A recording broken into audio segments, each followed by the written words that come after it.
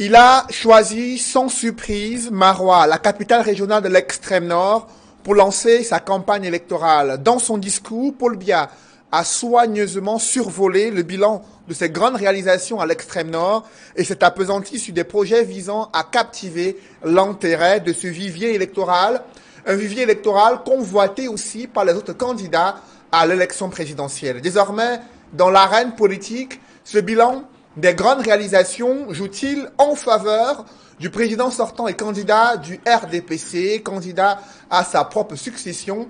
Que valent les propositions et les programmes politiques, économiques et sociaux des autres candidats à l'élection présidentielle? Mesdames, Messieurs, Etoudi 2018, ce soir, c'est un duel de choc entre le professeur Charlemagne Pascal Msanga Nyamding. Bonsoir. Bonsoir Cédric. Vous êtes membre titulaire du comité central du RDPC. Merci d'être avec nous. Ben c'est moi qui vous remercie pour cette émission citoyenne de campagne. Et dans ce duel, Wilfried Ekanga. Bonsoir Wilfried. Bonsoir Cédric. Analyste politique engagé au sein du mouvement pour la renaissance du Cameroun. Merci d'être avec nous ce jour. Etoudi 2018, édition spéciale. Je commence avec vous, professeur. Le président sortant, candidat du RDPC, Paul Biya, a lancé sa campagne à Marois. Dans son discours, le bilan de ses réalisations à l'extrême nord n'a pas clairement été évoqué. Quelle est votre analyse? Quel bilan pouvez-vous faire au sein du parti au pouvoir des réalisations faites à l'extrême nord concernant, bien sûr, le candidat du RDPC? D'abord, je voudrais corriger quelque chose. Vous dites que le bilan n'a pas clairement été énoncé, c'est faux. Le président gouverne et sur ce point bien précis, il a eu un problème de sécurité qui était au cœur de ce qu'on a appelé la déstabilisation du Cameroun par les mouvements terroristes. Je crois que ça doit étonner les téléspectateurs lorsqu'ils vous entendent dire que cela n'a pas été énoncé, alors qu'au Talk de Paris, on a vu le président Paul Biya déclarer officiellement la guerre au Boko Haram. Boko Haram a été vaincu, c'est une pleine satisfaction. Alors je ne comprends pas pourquoi vous commencez par dire que ça n'a pas été énoncé. Les problèmes de sécurité préoccupent le président de la République. Et ensuite, non seulement son discours était structuré en 3 points. D'abord, l'évaluation de la mise en œuvre de sa politique de sécurité au Nord. On a bien vu que ça marchait. Quand vous voyez le G5 Sahel et tous les pays de la CBLT, vous allez vous rendre compte que le Cameroun s'en sort plutôt très bien. Puisque sur les faits, on constate qu'un grand pays comme le Nigeria ne contrôle pas pleinement son territoire du fait de la grande forêt de Sambisa où se trouve Boko Haram, alors que le Cameroun se bat avec les terroristes à l'effet d'éviter que son territoire soit occupé. Donc sur ce point, il faut le corriger tout de suite. Et maintenant, le président a un bilan.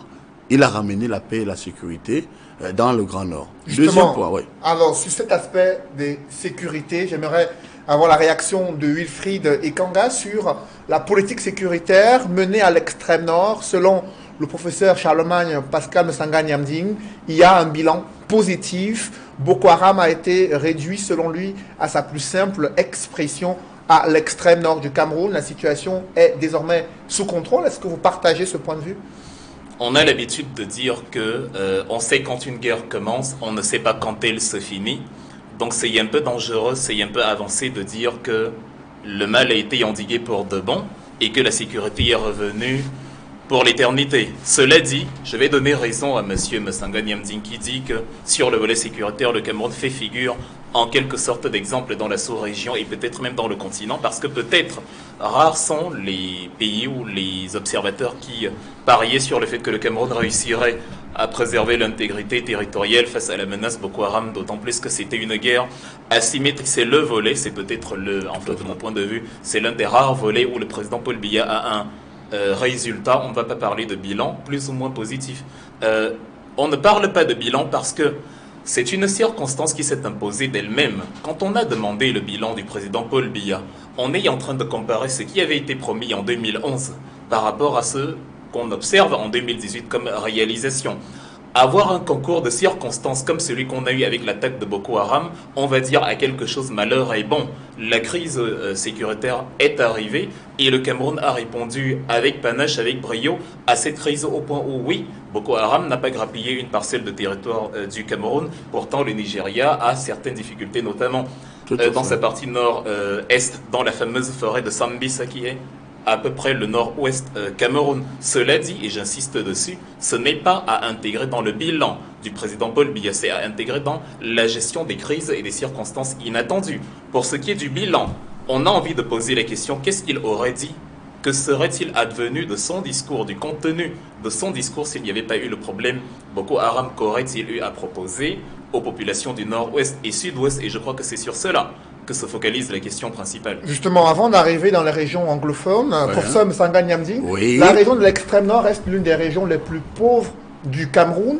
Pourtant, en 2011, le chef de l'État a fait une kyrielle de promesses, notamment la construction de nombreux forages pour faciliter l'accès à l'eau potable pour ces différentes régions. L'accès à l'emploi également est un sérieux problème qui se pose à l'extrême nord du Cameroun, et plusieurs organisations internationales ont signalé que c'est l'une des raisons qui a profité à Boko Haram pour recruter des jeunes à l'extrême nord, qu'a fait le président Paul Biya pour résoudre ces problèmes durant ce dernier mandat présidentiel. Oui, je le souris parce que vous revenez toujours sur la même chose. Vous dites oui, le chômage, vous évoquez en plus l'insécurité. On vous dit que l'insécurité est terminée. Et je voudrais remercier M. Wilfried Ekanga parce que c'est le type d'intellectuel et de jeunes hommes politiques que le Cameroun a besoin. Vous savez, aujourd'hui, les gens font la polémique et d'ailleurs certains contribuent à faire échouer les rivaux du président Paul Biya parce qu'ils racontent, ils promettent le rêve, ils racontent des choses impossibles, ils ne sont pas cohérents parce qu'ils oublient quelque part, gouverner aussi n'est pas une chose facile. Alors sur ce point bien précis, quand vous revenez sur le bilan sécuritaire, on vous dit que c'est terminé. Bon, maintenant, le discours du président de la République a été structuré sur 3 points. Le premier déterminant, c'était de dire aux populations, voilà, c'est terminé, nous avons pratiquement vaincu. Comme je l'ai promis, c'est un bilan, Boko Haram. Nous sommes d'accord là-dessus. Le deuxième axe, c'est la prospective. Mais avant la prospective, il y a en 2011, lors de sa campagne électorale, il a évoqué une série de projets qui devaient être réalisés à l'extrême nord. Il n'est pas revenu dessus dans son discours sur les choses qui ont été réalisées. Lesquelles, par exemple? Il ne pouvait pas. Mais prenez les différents barrages. Vous avez suivi les discours qui ont précédé celui du président de la République. Vous aviez d'ailleurs les élites qui remerciaient le chef de l'État parce qu'il y avait d'autres axes, notamment en matière d'énergie, qui avaient été mis en place, même si, il faut le reconnaître, le barrage de Lac d'Eau et bien d'autres ne sont pas terminés. Bon, le président a également évoqué, attention, surtout ces élites, les principaux axes qui vont apporter le développement, notamment l'université de Maroua, qui est une réalité en matière d'éducation.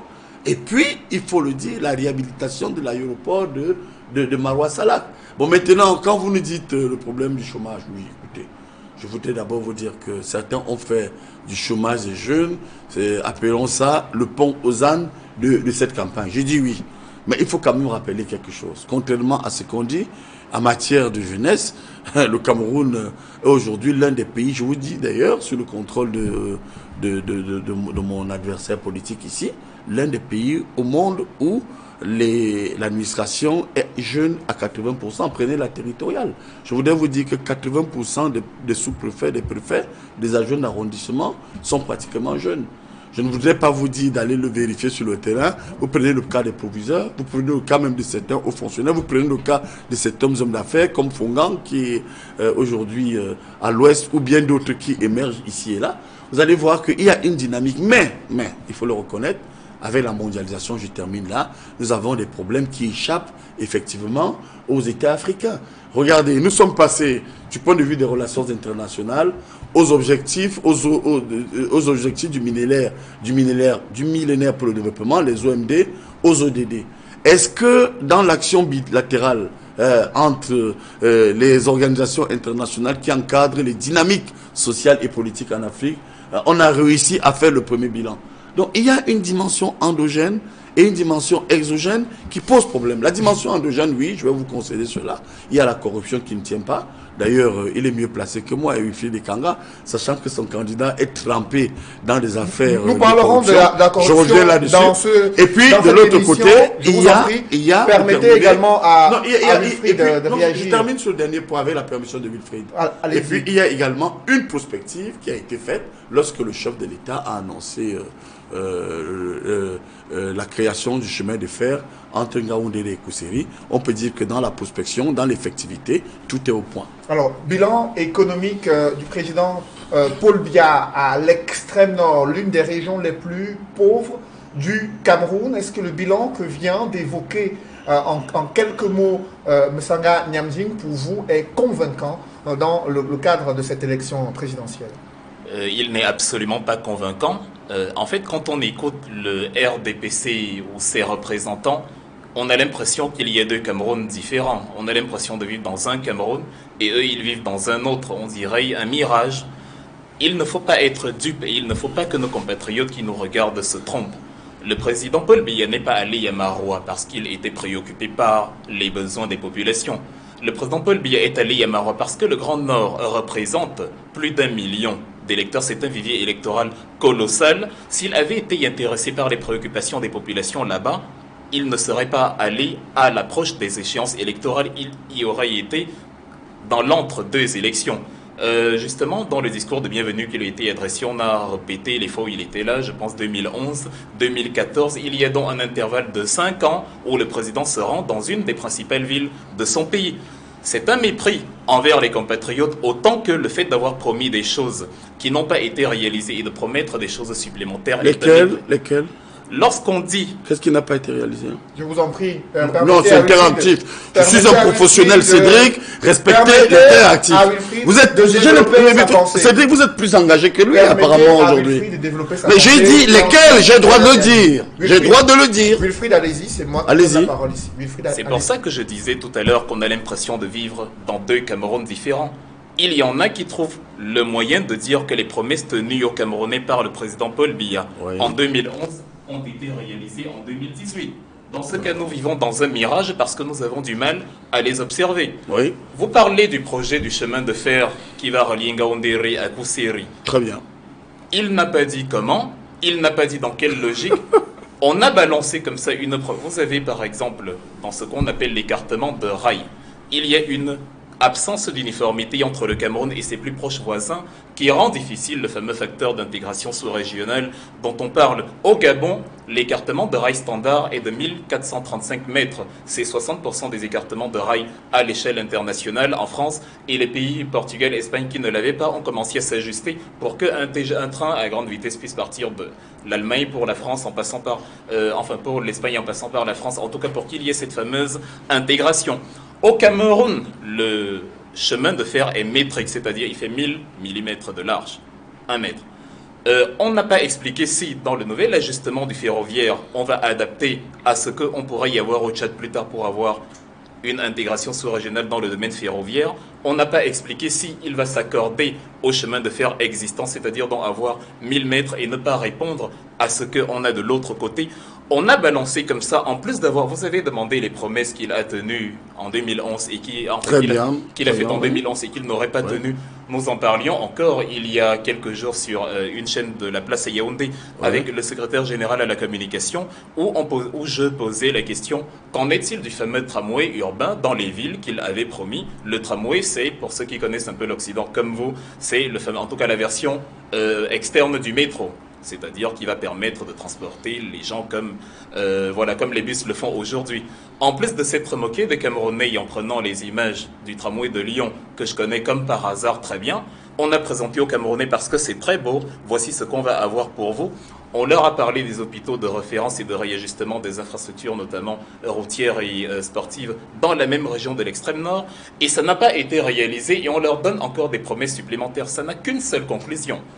Le président Paul Biya est justement conscient de cela parce qu'il maîtrise bien la géographie politique de son pays. Les élections approchent. Les lieux où il aura le plus de voix à gagner, c'est en plus du centre-est, l'extrême nord notamment. C'est pour ça qu'il n'est pas allé, je ne sais pas, à Bafia d'abord et ainsi de suite.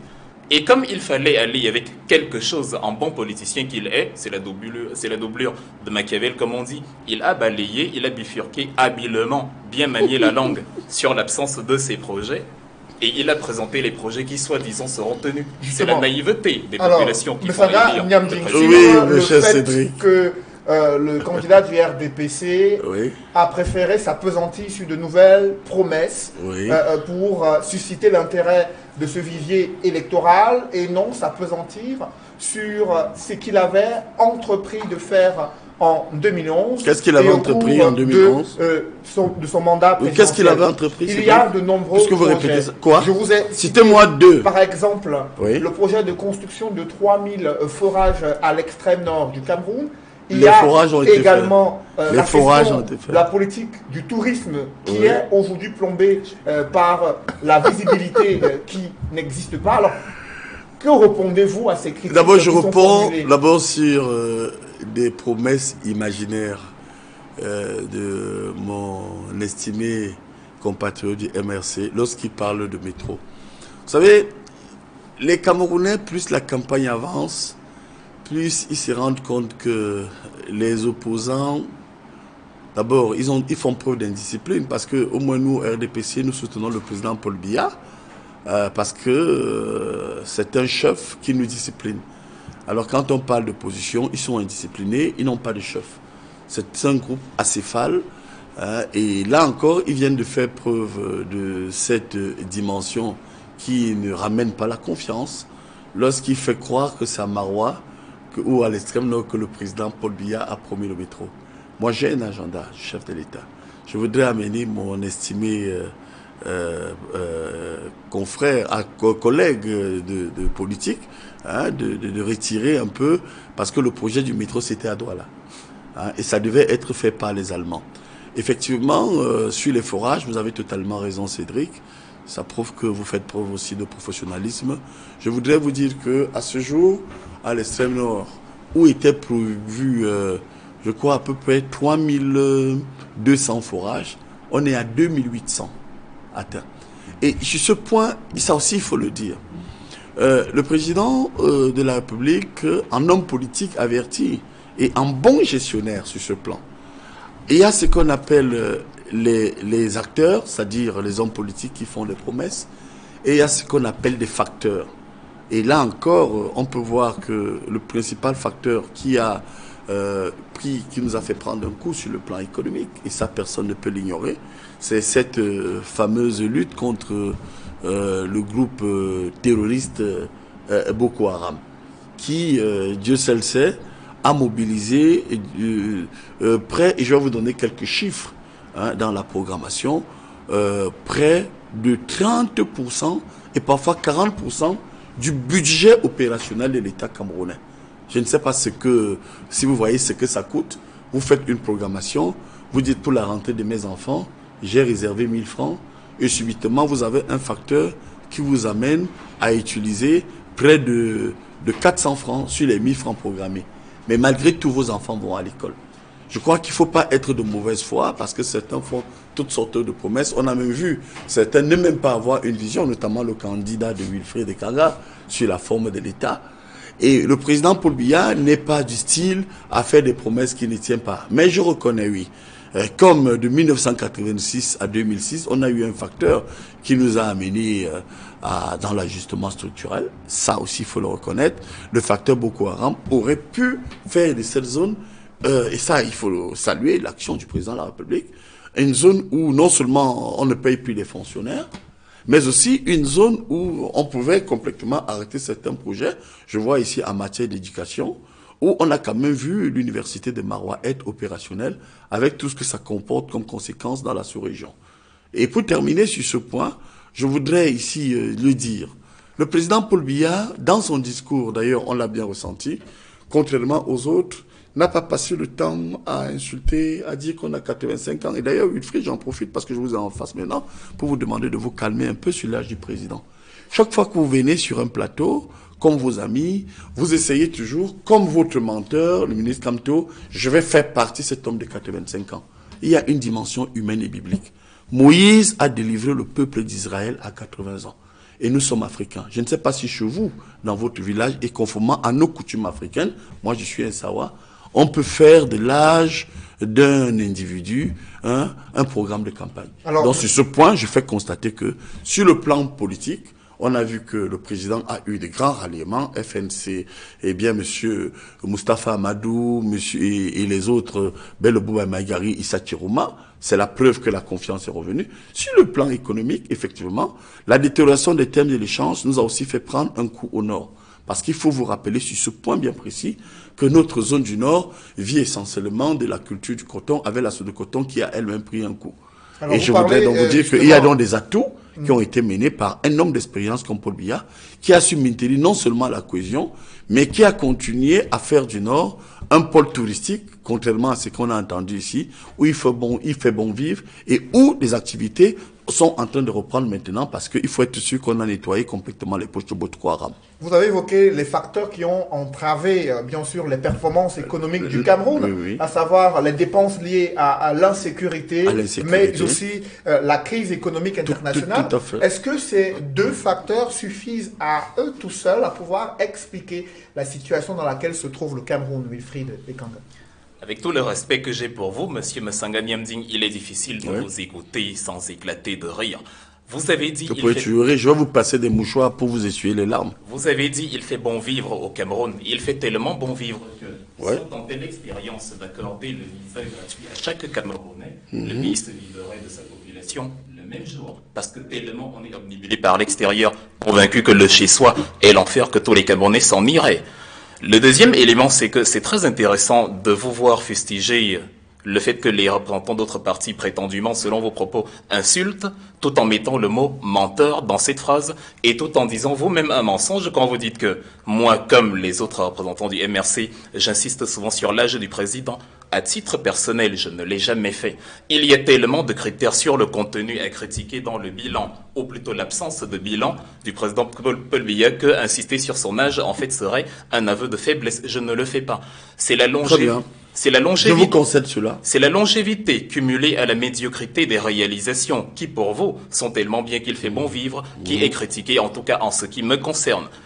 Sur les prétendues réalisations, quand vous parliez du chemin de fer, enfin du tramway, je n'ai jamais dit qu'il avait prévu de réaliser le tramway à Maroua. Ce que j'étais en train de dire, j'ai peut-être eu tort de... Les spectateurs doivent rire. Je vous en prie, allez-y. J'ai peut-être eu tort de penser que Yaoundé et Douala sont au Cameroun. J'ai parlé des réalisations qu'il a promis aux Camerounais. Je ne savais pas que pour vous qui demandez, enfin... Pour vous qui vous insurgez quand on fustige l'État central, vous étiez encore en train de présenter le Cameroun comme une entité qui a Maroua dans un autre pays au nord et après Yaoundé et Douala qui appartiennent à un autre pays au sud. Le tramway a été promis à Yaoundé et Douala et vous faites comme s'il a été réalisé. C'est-à-dire ça ne discrédite en rien la critique qui est énoncée. Une promesse a été faite il y a 7 ans et elle n'est pas là. Personne ne voit le tramway, personne ne sait même ce qu'est un tramway. Et vous dites qu'il a été fait il devait être fait par les Allemands. C'est bien de se réjouir qu'en 2018, 36 ans après le président Amadou Ahidjo, le Cameroun en vient toujours pour construire des installations minimales comme celle-là, avec tout le génie dont il regorge, en vient encore à appeler des étrangers pour réaliser son infrastructure de déplacement. La Chine, qui a eu la même aide allemande pour construire ses infrastructures, notamment le CHR3, le TGV chinois, s'est approprié la technologie en déposant une centaine de brevets pour s'accaparer de ce que les Allemands faisaient. Et récemment, Emmanuel Macron et Angela Merkel, c'est-à-dire Alstom, le constructeur français, et Siemens, le constructeur allemand, se sont réunis pour endiguer l'invasion chinoise parce que la Chine, qui pourtant a appris de ces deux pays, est en train encore de venir les concurrencer sur le marché technologique parce qu'elle ne s'est pas contentée de recevoir, elle s'est appropriée cette connaissance-là et vient défier ce qu'ils la lui ont donné. Donc, quand vous présentez le Cameroun, où il fait bon vivre, contrairement à la Chine, où il ferait mal vivre peut-être, comme ce pays-là qui est toujours incapable de gérer ses infrastructures, vu que même sur les autoroutes, ce sont encore les Chinois, pour la maintenance, ce seront encore d'autres personnes, il fait bon vivre pour vous, ce n'est pas le cas pour moi. Sur la forme de l'État et la prétendue indécision du professeur Maurice Kamto, le président Paul Biya séjourne beaucoup en Suisse. C'est très intéressant que je prenne cet exemple. Parce que la Suisse est un pays, c'est certainement en Europe le pays qui a le plus de consultations populaires, c'est certainement le pays qui organise le plus de référendums. Dans l'article 140 de la Constitution fédérale en Suisse, là on parle de consultation facultative et consultation obligatoire. Quand le peuple désapprouve quelque chose, on fait une pétition qui peut regrouper 50 000 signatures et il y a 100 jours avant l'échéance d'un projet, on soumet et on en discute. Et après, il y a le référendum obligatoire, comme par exemple sur la réforme constitutionnelle, qui a été élaborée ici au Cameroun sans consultation du peuple, parce que l'État central décide de quand est-ce qu'il pleut et quand est-ce qu'il neige, et le président qui, curieusement, fréquente les mêmes pays, est incapable de matérialiser ça sur le territoire. La Suisse n'en souffre pas, c'est le pays au monde, enfin Genève et Zurich ont été dans les classements les plus récents, toujours classés première et deuxième, ou au pire donc troisième vous, de la meilleure qualité de vie. Il y a une corrélation entre le système de gouvernance et les performances économiques. Messanga Nyamjing, le fait que la forme de l'État soit centralisée selon les observations que viennent de faire Wilfried Ekanga, cela impacte sur les performances économiques du Cameroun. Non, Wilfried Ekanga est perdu, parce que je veux un peu ramener l'ordre sur le plan de l'échange. Nous sommes au nord. Je crois que les téléspectateurs nous suivent et nous sommes en train de voir si les promesses du président, quelque peu, n'ont pas été tenues. J'ai démontré que ça a été tenu. Et même si totalement il y a eu quelques points d'ombre, ça reconnaissons-le, je l'ai expliqué du fait de Boko Haram. Alors c'est lui, vous allez réécouter l'émission, qui a dit « On a promis au nord le métro ». J'ai dit « Non, faux ». D'ailleurs, je vais vous donner une information. Alstom, d'ailleurs j'ai quelques amis là-bas, ils m'ont fait état de ce que les zones de l'extrême nord qui étaient un peu, peut-être hormis le plateau de la Damawa, même ailleurs, et ces zones sahéliennes, on pouvait y mettre difficilement certains métros. Bon, là, c'est un problème technique. Je ne vais pas perdre mon temps de parole que vous m'avez accordé pour vous donner les plus petits détails. Effectivement, sur un point, et il a raison, parce que s'il veut qu'on revienne vers le sud, j'espère qu'on a terminé avec le nord. Vous voyez donc que le président n'a pas menti au nord. Il est venu, il a une relation historique avec le nord, et on voit bien que, sur ce point, les populations de Marois ont bien pris acte que, même s'il y a quelques problèmes d'hommes, quelques points d'hommes que nous connaissons, cela nous a échappé du fait de cette action de terrorisme qu'aucun État au monde, je vous dis mais vraiment Wilfried, qu'aucun État au monde ne maîtrise. Maintenant, ramenez au Cameroun, où vous allez faire une pirouette, c'est là où je voudrais un peu ramener de l'ordre, et parlons donc du bilan du président au Cameroun. Sur le plan politique, personne ne peut ignorer, puisque nous sommes dans le volet sécuritaire, que quelque part, le président Biya, dès qu'il est arrivé au pouvoir, alors mais vraiment la main sur le cœur, le 6 novembre 1982, était d'abord préoccupé par les problèmes de sa propre sécurité. Il en a tellement souffert, Wilfried, que tout le monde sait, au-delà du coup d'État d'avril 84, que le président en a tellement souffert que le Cameroun a pris un coup. Dans ce même élan, le président, en 1988, alors qu'il a annoncé le processus de démocratisation, a été effectivement dans le même élan, là encore c'est un facteur, les problèmes de l'Est, la démocratisation en Afrique, victime de ce qu'on a appelé les villes mortes. Et je vous assure, homme de dialogue, quelqu'un qui a toujours dialogué, je vous rappelle qu'il a amnistié, il a fait de Ernest Wandje un héros national le 15 janvier 1971. Dans le même élan, le président est revenu. Il a mis en place la tripartite pour qu'on discute. Et aujourd'hui, la situation sécuritaire pour vous, oui, du Cameroun, elle est... comment vous l'analysez actuellement? Alors, je l'analyse du point de vue de la géopolitique, je dirais même d'abord de la géostratégique. Elle doit passer par un dialogue. Regardez quand on a eu le problème de Boko Haram. D'abord même avant Boko Haram, après les villes mortes, le président a appelé tout le monde à ses côtés. Il a mis en place, parce qu'il savait que, même si vous jouissiez de la légitimité, parce qu'ailleurs il y a eu ce qu'on appelle les tentatives de coup d'État, de déstabilisation qui ont entraîné ce qu'on appelle les conférences nationales, mais ces régimes pour la plupart étaient militaires. Paul Biya s'est dit, bon voilà, je suis le chef, avec le dialogue, on peut garantir la sécurité. Il a mis en place la tripartite. Ce n'était pas une prescription constitutionnelle. Dans cette progressivité, et je vais terminer là, on a vu le même Paul Biya dialoguer avec ses adversaires, dire qu'il a appelé, avant que rien ne lui soit imposé, regardez son score aux élections présidentielles de 2004, de 1997, de 2004 et de 2011. Il n'était pas obligé d'avoir autour de lui un certain nombre d'alliés venant de l'opposition. Plus loin encore, quand il y a eu les tentatives et les pénétrations terroristes, souvenez-vous des affaires Vandenberg et autres, il a négocié.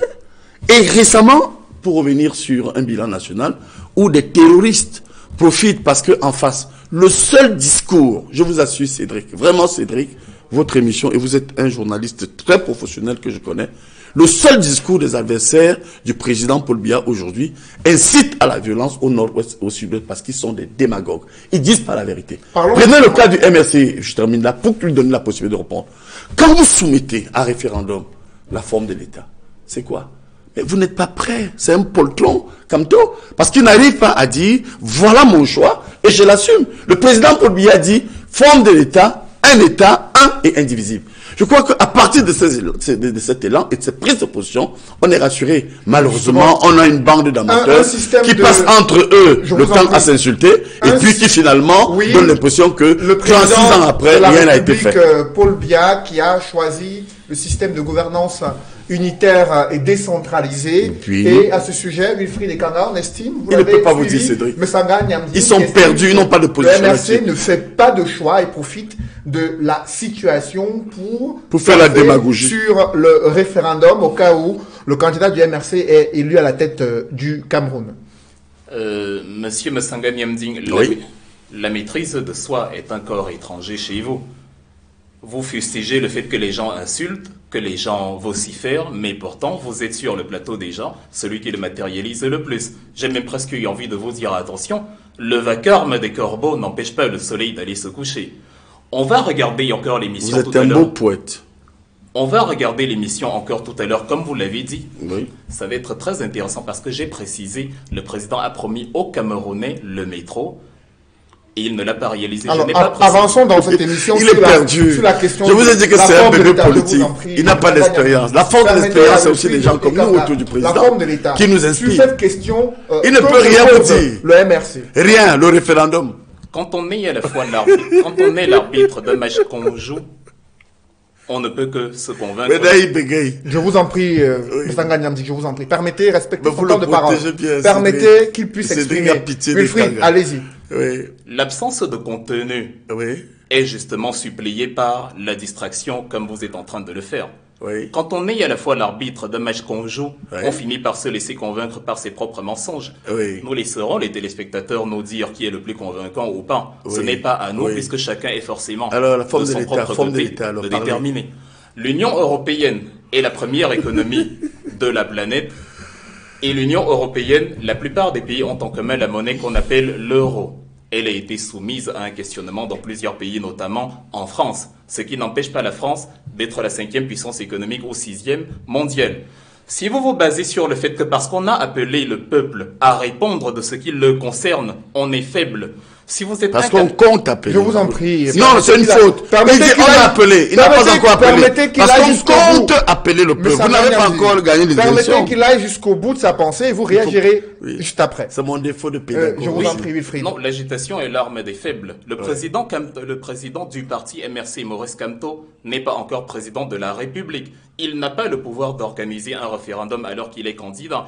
Il attend d'accéder au pouvoir, c'est dans l'ordre des choses. Vous vous seriez attendu à ce qu'il organise un référendum en tant que candidat. Vous n'y serez pas allé, mais en tant que président de la République, c'est la plus haute autorité de l'État. Et justement, lorsqu'elle donne une réforme, le peuple est amené à l'appliquer.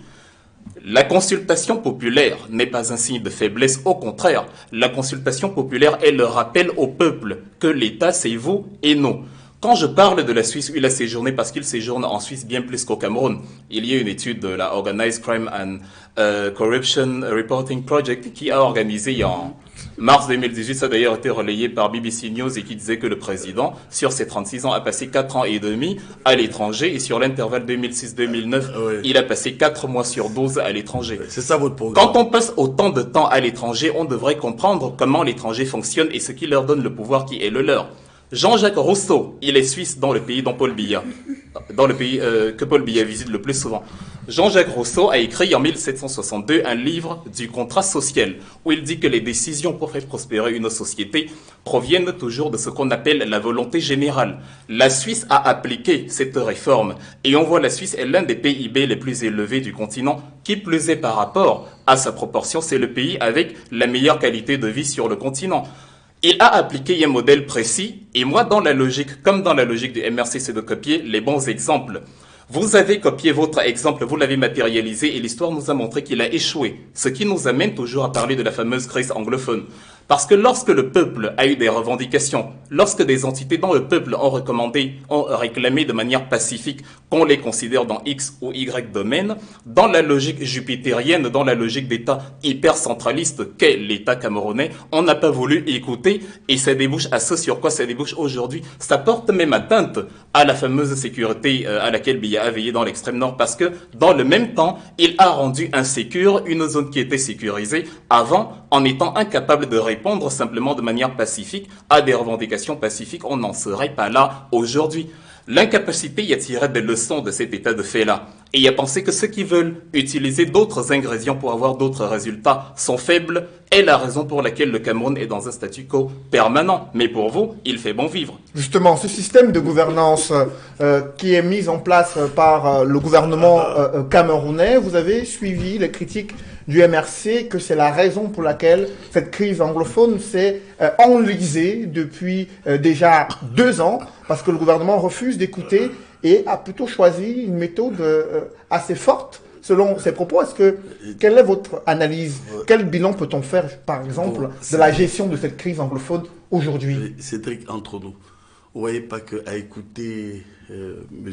Kanga, personne ne voterait plus pour Kamto. Oui, nous sommes quand même dans un plateau, on écoute, mon Dieu. Moi, je suis un peu gêné aussi parce que, bon, quand vous vous opposez des duels, mettez quand même des gens à niveau politique égal. Mais il est perdu, le pauvre. Il parle de la Suisse, il parle de Rousseau, il parle... Moi, si j'ai à vous parler des choses, je peux autant vous parler de ce qui se passe à l'extérieur, mais nous sommes au Cameroun. Et vous n'avez même pas répondu. Et je vois... Je ne suis pas comptable de votre incompréhension. Bien, les téléspectateurs prendront acte. Évidemment. Mais je vous avoue que vous comme je connais monsieur Cédric vraiment très bien élevé, bon, il refuse de vous faire remarquer que vous êtes hors sujet. Alors il me pose une question sur la forme de l'État. Vous êtes le seul à le penser. Je reviens sur ce qui est une grosse lacune pour vous au MRC. Le Cameroun va pratiquement à cette élection à un référendum sur certains points. Retenez-le, prenez note un peu, M. Kanga, ça vous fera du bien. Pour nous, l'action de campagne du président de la République, Paul Biya, mon candidat, repose sur 3 déterminants. Premier déterminant, c'est la forme de l'État. Nous sommes pour un Cameroun, un et indivisible. Ce sera un référendum. Parce que nous estimons que c'est là un instrument fort qui nous permettra de nous projeter vers un développement qui va nous conduire à l'émergence. Pourquoi? Regardez partout dans le monde, lorsque vous prenez l'OA, l'Organisation des États des Amériques, la force de cette organisation régionale dans les Amériques, c'est les 4 sous-régions qu'elle encadre fermement à l'intérieur des États, où on a une zone des Caraïbes, on a une zone d'Amérique centrale, une zone d'Amérique du Sud, et une zone d'Amérique du Nord avec le Canada, le Mexique, et ça aussi, il faut le dire, les États-Unis. Ramener à l'Afrique. Quand vous regardez le Nigeria, fédéralisme, là je ne parle pas seulement de lui, moi je suis là pour amener les Camerounais à choisir, pour ceux qui vont voter pour le Biya, sachez qu'il n'y aura pas fédéralisme, parce que le grand voisin Nigeria, qui est un État fédéral, regorge de 4 mouvements sécessionnistes, les Ogoni, les Bafé, les Yoruba et puis les autres. Donc on ne peut pas dire que le fédéralisme c'est une bonne chose.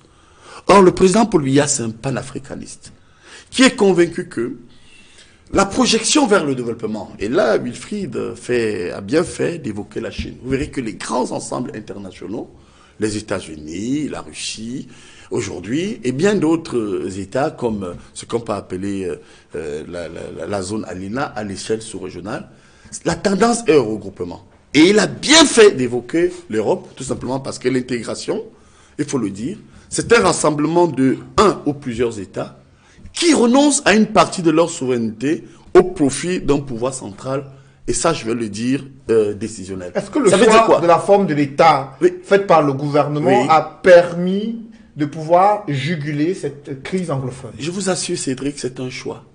C'est un choix technique, c'est un choix stratégique, tout simplement parce que la tendance est au regroupement. D'ailleurs, vous allez voir que dans la grande projection, quand vous prenez notre zone CEMAC, qui nous pose problème en matière d'élan, en matière de dynamisme et en matière de croissance, c'est parce qu'il y a 2 Afriques centrales. Il y a une Afrique centrale institutionnelle, avec la CAC, et puis avec la CEMAC, et il y a une Afrique centrale géographique qui est partagée entre les anciens pays colonisés par la Belgique et les anciens pays colonisés par la France. Or, en réalité, s'il y a un bloc compact, qui est le Cameroun, qui est stratégiquement entre l'Afrique de l'Ouest, parce que nous sommes frontaliers avec le Nigeria, et tous les autres pays d'Afrique centrale, il est clair qu'un bloc fort avec un Cameroun uni, non seulement ce bloc aura des retombées à l'échelle interne. Vous savez, excusez-moi modestement, je suis chef du département de l'intégration et de la coopération en lyrique. Nous nous battons en fait pour les grands ensembles. Ça veut dire que le Cameroun étant la locomotive, il est clair que si cette dynamique compacte s'opère, on peut juguler. Mais avant d'arriver à ce grand ensemble sous-régional, il y a la question d'appartenance à ce Cameroun qui se pose dans les régions anglophones avec une crise qui sévit depuis déjà plus de 2 ans avec acuité. Alors, qu'est-ce que concrètement le gouvernement a fait pour résoudre ce problème? Alors, sur ce plan, vous êtes brillant, Cédric. Je vous salue parce que quand on a affaire à des journalistes calés comme vous, on répond. La zone anglophone est l'un des blocs historiques qui a commencé par initier la question de la plénitude territorialité du pays. Vous allez prenez l'historique, KNDP, Cameroun National Congress, et vous allez voir One Cameroun avec Ndetou Maza. C'était des pays ancrés dans la territorialité. Contrairement à ce qu'on dit, les anglophones ont toujours formé un bloc qui a voulu un Cameroun unitaire. Alors maintenant, si nous... alors, pour répondre à votre question rapidement aussi, parce que je ne voudrais pas faire un hors-sujet, ici, pour vous rappeler que le président, qu'est-ce qu'il a fait? Mais il n'a fait que dialoguer, il poursuit le dialogue. Mais aujourd'hui, c'est que certains ne comprennent pas. Ce n'est plus une crise dite anglophone. D'abord, ce sont des anglophones qui tuent les anglophones aujourd'hui. Il y a plus d'anglophones qui meurent que de francophones. Et aujourd'hui, le président a très vite compris que cette criminalité transnationale qui dépasse la dimension politique où certains ont voulu utiliser ça comme argument, et c'est que Cédric, pour preuve, refuse de comprendre, c'est que son propre leader, qui m'a amusé, alors j'avais mal aux côtes lorsque j'ai entendu le ministre Kamto dire, moi quand je serai président, j'irai sortir des forêts, je vais leur demander, pourquoi Kamto, le ministre Kamto, n'est pas allé battre campagne là-bas? On voit bien qu'à côté, ils nous disent qu'ils vont tout régler. Bon, s'ils sont si gentils, allez battre campagne, au nord-ouest, au sud-est, allez leur dire que vous allez tout faire, et Paul Biya ne va pas le faire, mais ils vont dans des zones stabilisées par Paul Biya, le sud, le centre, l'ouest, l'est, etc., et à la fin, ils viennent nous dire, oui, quand nous serons présidents, nous allons aller. Il faut y aller maintenant. C'est pourquoi je vous dis que l'absence de programme sur la forme de l'État est une faillite que le peuple camerounais ne vous pardonnera pas. Wilfried, sur la gestion de la crise anglophone faite par le gouvernement, comment appréciez-vous la gestion de cette situation politique et sécuritaire dans le nord-ouest et le sud-ouest depuis 2 ans aujourd'hui? Je constate que dans les régions où tout va bien, entre guillemets, c'est grâce au président Paul Biya. Oui. Et comme par hasard, dans les régions où ça ne va pas bien, il n'est pas comptable de la situation. Non, il est comptable. Il est comptable. Je suis d'accord avec vous sur ce plan. Nous sommes comptables. À un moment donné... Il est garant de l'intégrité territoriale que lui reconnaît l'article 5 de la Constitution. Wilfried, vous avez la parole. À vos collaborateurs représentants du RDPC, oui. C'est cette incapacité, cette absence de patience à écouter et à comprendre son vis-à-vis qui conduit au malentendu que nous avons, qui débouche justement sur la crise politique que vous avez aujourd'hui et dont vous dites que le président Paul Biya n'est pas forcément comptable de cela, que là la responsabilité est partagée, pendant que là où tout va bien, c'est son mérite exclusif. À un moment donné, ayons du respect pour nos compatriotes.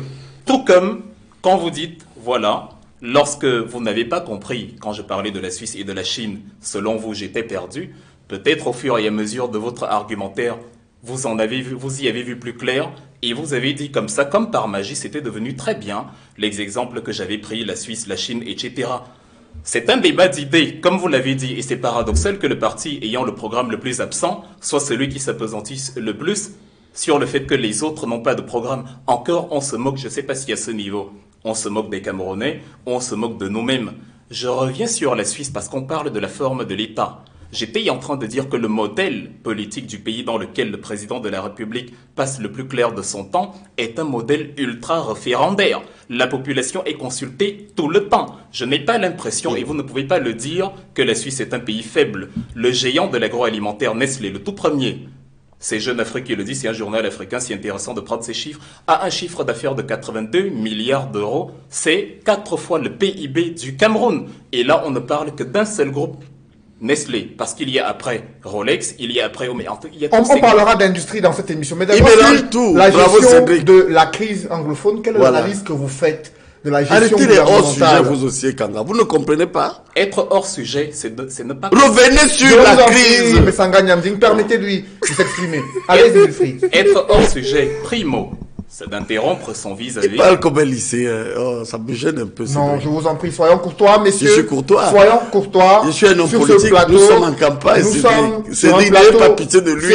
N'ayez pas pitié de lui. S'il n'a pas le niveau, ne m'accusez pas d'incourtoisie. L'analyse que vous faites de la gestion de la crise anglophone. C'est une chose d'être ridiculisé par son adversaire, c'est pire encore de se ridiculiser soi-même. Ah, mon intention n'est pas de vous ridiculiser. La gestion de la crise anglophone, actuellement par l'État camerounais, est une gestion auto-centralisée qui justement a conduit les anglophones à un repli sur soi, à penser qu'ils sont les seuls à souffrir d'un problème dont souffrent en réalité tous les Camerounais. La marginalisation. Quelqu'un avait dit un jour que l'histoire de toute société n'est qu'une histoire de lutte de classe, c'est-à-dire il y a une minorité, ce qu'on appelle l'oligarchie, ceux qui sont au sommet, qui s'accaparent l'essentiel de la richesse au détriment de la minorité populaire. Mais à un moment donné, il y a une partie de cette minorité populaire qui a le courage avant les autres d'aller au-devant de la scène et de revendiquer ce que de droit. Le truc, c'est que le problème, c'est qu'à ce moment-là, à long terme, cette minorité, en tout cas cette entité qui a eu le courage avant de prendre la décision, finit par penser qu'elle est la seule à subir les fameux manquements. Parce que le manque d'infrastructures sociales et infrastructures technologiques et blablabla, on en reviendra, vous l'avez dit justement, dans ces régions-là, n'est pas différent du même manque d'infrastructures dans les régions dites francophones. Parce qu'on parlait de l'extrême nord, on a l'impression qu'il y a une autoroute à l'extrême nord et que dans les fameux hôpitaux de référence qui ont été tant prisés, tant présentés et en grande pompe par ceux-là qui tiennent la politique là-bas, on a l'impression que quand le ministre de la Santé a eu son problème à la main, il est allé se faire soigner là-bas. On a l'impression que quand le président du Sénat a eu son malaise, il est allé se faire soigner là-bas. Vous êtes gentil. La gestion de la crise anglophone, justement, provient de cet appareil-là qui a marginalisé la population tout entière et qui n'a pas compté sur le fait qu'une frange de cette population-là, étant donné la petite différence sur le passé historique colonial qui est le leur, allait y avoir une réaction autre que la partie francophone. On parlera certainement de la réforme dans l'armée, dans les institutions militaires tout à l'heure, parce que on dit instituer une armée républicaine avant qu'elle ne soit répressive. Parce que la réponse, le droit de la force avant la force du droit, entraîne les exacerbations de la situation comme dans ce que nous avons en zone anglophone. Et ce n'est pas parce que, en s'autoproclamant unité de mesure de rationalité, quelqu'un n'approuverait pas ce point de vue, que ce point de vue n'est forcément pas le bon.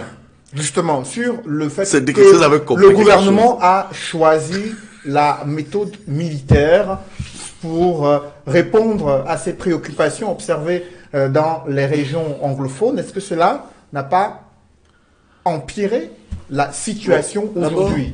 Mais Cédric, je me suis efforcé à capter quelque chose dans son discours que on comprend difficilement. Il a parlé que vous n'y comprenez rien. Merci beaucoup. Merci de le dire. Mais vous le dites vous-même. Merci. Alors, vous voyez, Cédric, nous sommes à un débat politique. Je voudrais qu'à travers la posture de ce monsieur, vous voyez, pour qui on peut objectivement voter. Je reste sur la crise anglophone pour répondre à votre question. Il dit, et j'ai capté cette sémantique, les anglophones sont marginalisés. Après 1000 pirouettes, pratiquement de bricolage. Moi, je voudrais démontrer, puisqu'il m'en donne l'opportunité, que c'est faux. Les anglophones ne sont pas marginalisés. Pour 3 raisons. Première raison, lorsque vous prenez les chiffres du Fonds des Nations Unies sur la population, je vous les donne. On dit la zone colonisée par les Britanniques, c'est à peu près 13% de la population. allant même à 15. Et le reste du territoire, c'est 85% de la population, nous francophones, dans la zone colonisée par les Français. Alors, du point de vue matériel, je vous démontre qu'ils ne sont pas marginalisés. D'abord, en matière d'éducation, 15% de la population, parce que le gouvernement l'a voulu, le président Paul Biya l'a voulu, et c'est bien ainsi, impose à 85% de la population le choix du bilinguisme. Ça veut dire qu'ils ne sont pas marginalisés. Allons-y du point de vue matériel, monsieur. Prenez la leçon. Hein. Regardez l'université au Cameroun. Notre pays compte 8 universités. Il faut le noter, hein, jeune homme. Sur les 8 universités, les universités de Boya et de Bamenda sont des universités anglo-saxonnes. Les autres universités sont des universités bilingues. Ça veut dire quoi? 85% de la population bénéficie de 100% d'éducation bilingue parce qu'on ne veut pas marginaliser nos compatriotes en question. Je termine sur le troisième déterminant. Prenez les fonctions de pouvoir et de décision. Bon, l'État, je laisse le secteur privé. Vous verrez, moi je me souviens, quand on voit un peu ce qui se passe en France, aux États-Unis, même si comparaison n'est pas raison, on va dans des chiffres qui peuvent toucher les téléspectateurs parfois que vous manipulez. Paul Biya, en 36 ans, n'a rien fait. Je vais vous dire quelque chose. Sur ce point, Cédric, une fois de plus, la main sur le cœur, vous allez vous rendre compte que lorsque un francophone, qu'il soit Bamileke, Ewundo, Etoun, Bassa, Fulbe, Makéa est nommé à un poste, par exemple de ministre, le numéro 2 du ministère est anglophone, lorsque ce n'est pas tout simplement le numéro 3. Partout au sein de l'État. Du point de vue de l'analyse, du point de vue de la sociologie politique, entrons dans ce champ. Je ne voudrais pas perturber les téléspectateurs, je voudrais parler comme eux, c'est-à-dire que prenons ces indicateurs. Qu'est-ce que cela veut dire? Cela veut dire que 15% de la population camerounaise, parce que nous pratiquons une politique d'équilibre et de vision linguistique, postes partagés entre anglophones et francophones, partagent 100% de postes avec 85% de la population. Où sont-ils marginalisés, monsieur? Qu'est-ce qui explique que malgré ces déterminants que vous venez d'évoquer, il y a cette situation de tension observée dans ces régions depuis 2 ans aujourd'hui? Bravo, 2 choses. La première, et ça il faut vous le dire honnêtement, vous avez un mouvement sécessionniste qui n'a jamais accepté l'unité du Cameroun. Lorsqu'il y a eu les accords, il faut vous d'abord aller plus loin en descendant ce qu'on appelait les accords, la conférence de Fumban, 61. Aussi bien Djonglu Funcha que Tandemona, personne de ces grands leaders historiques du Cameroun n'ont pris des armes à l'effet de demander au président Ahidjo de transformer le Cameroun. Je vais vous dire rapidement quelque chose, Cédric. Le processus de consolidation de l'État camerounais a connu 3 étapes. Il faut qu'ils prennent des notes. Première étape, 61, réunification, accord des 2 parties. Deuxième étape, sur le plan politique, création de l'INC en 66, où effectivement on a estimé qu'il fallait converger pour mettre en place un État laissé en lambeaux par les colons. Troisième étape, le référendum du 20 mai 1972. À partir de là, la consolidation de l'État était institutionnellement un acquis que nous devrons privilégier. Alors, qu'est-ce qui incite à cela? C'est qu'à côté, il y a des groupes factistes qui se sont transformés en bandits. Et c'est le programme du président. Nous estimons, contrairement à eux, que ce sont des terroristes qui ont occupé cet espace pour des raisons économiques et parce qu'ils veulent vendre le territoire du Cameroun à l'extérieur, qui s'autoproclament ambazoniens. Je vous rappelle quelque chose. Et c'est là où ils vont vite déchanter les opposants et les adversaires de mon candidat Paul Biya, qui est un visionnaire. Ils vous disent qu'ils ne veulent même pas être avec vous. Ils ne disent pas Cameroun. Hein. Vous croyez que vous allez un jour discuter avec des gens qui disent Ambazonia, Ambazonia, Ambazonia. Justement, après votre Donc analyse... j'attire dans votre attention sur le fait que c'est un enjeu stratégique inhérent à un espace disputé a des ressources disputées, notamment les ressources. Alors, vous estimez qu'un groupe de bandits estime que ils peuvent tout faire sur le territoire du Cameroun. Et nous trouvons ça. Et mon candidat. Et après vous, Messanga Nyamding, et nous allons combattre ce terrorisme jusqu'au bout. Après vous, Messanga Nyamding, il y a un diagnostic que vous venez d'établir sur le fait qu'il n'y a pas de marginalisation des populations anglophones au regard de leur responsabilité à la fois dans l'appareil de l'État, mais aussi des mesures gouvernementales prises afin que ces populations se sentent intégrées dans la transformation du Cameroun. Bravo, alors, est-ce que vous... Wilfried Ekanga, cette analyse que vient de faire, ce diagnostic que vient d'établir Messanga Nyamding, est-ce que vous partagez ce point de vue?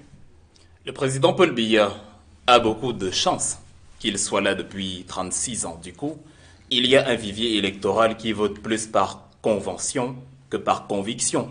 Vous défendez mal le président Paul Biya.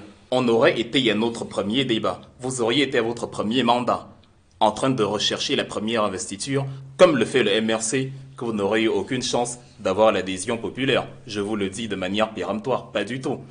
On fait comme si la situation s'y avait été causée par ceux qui sont sur ce plateau.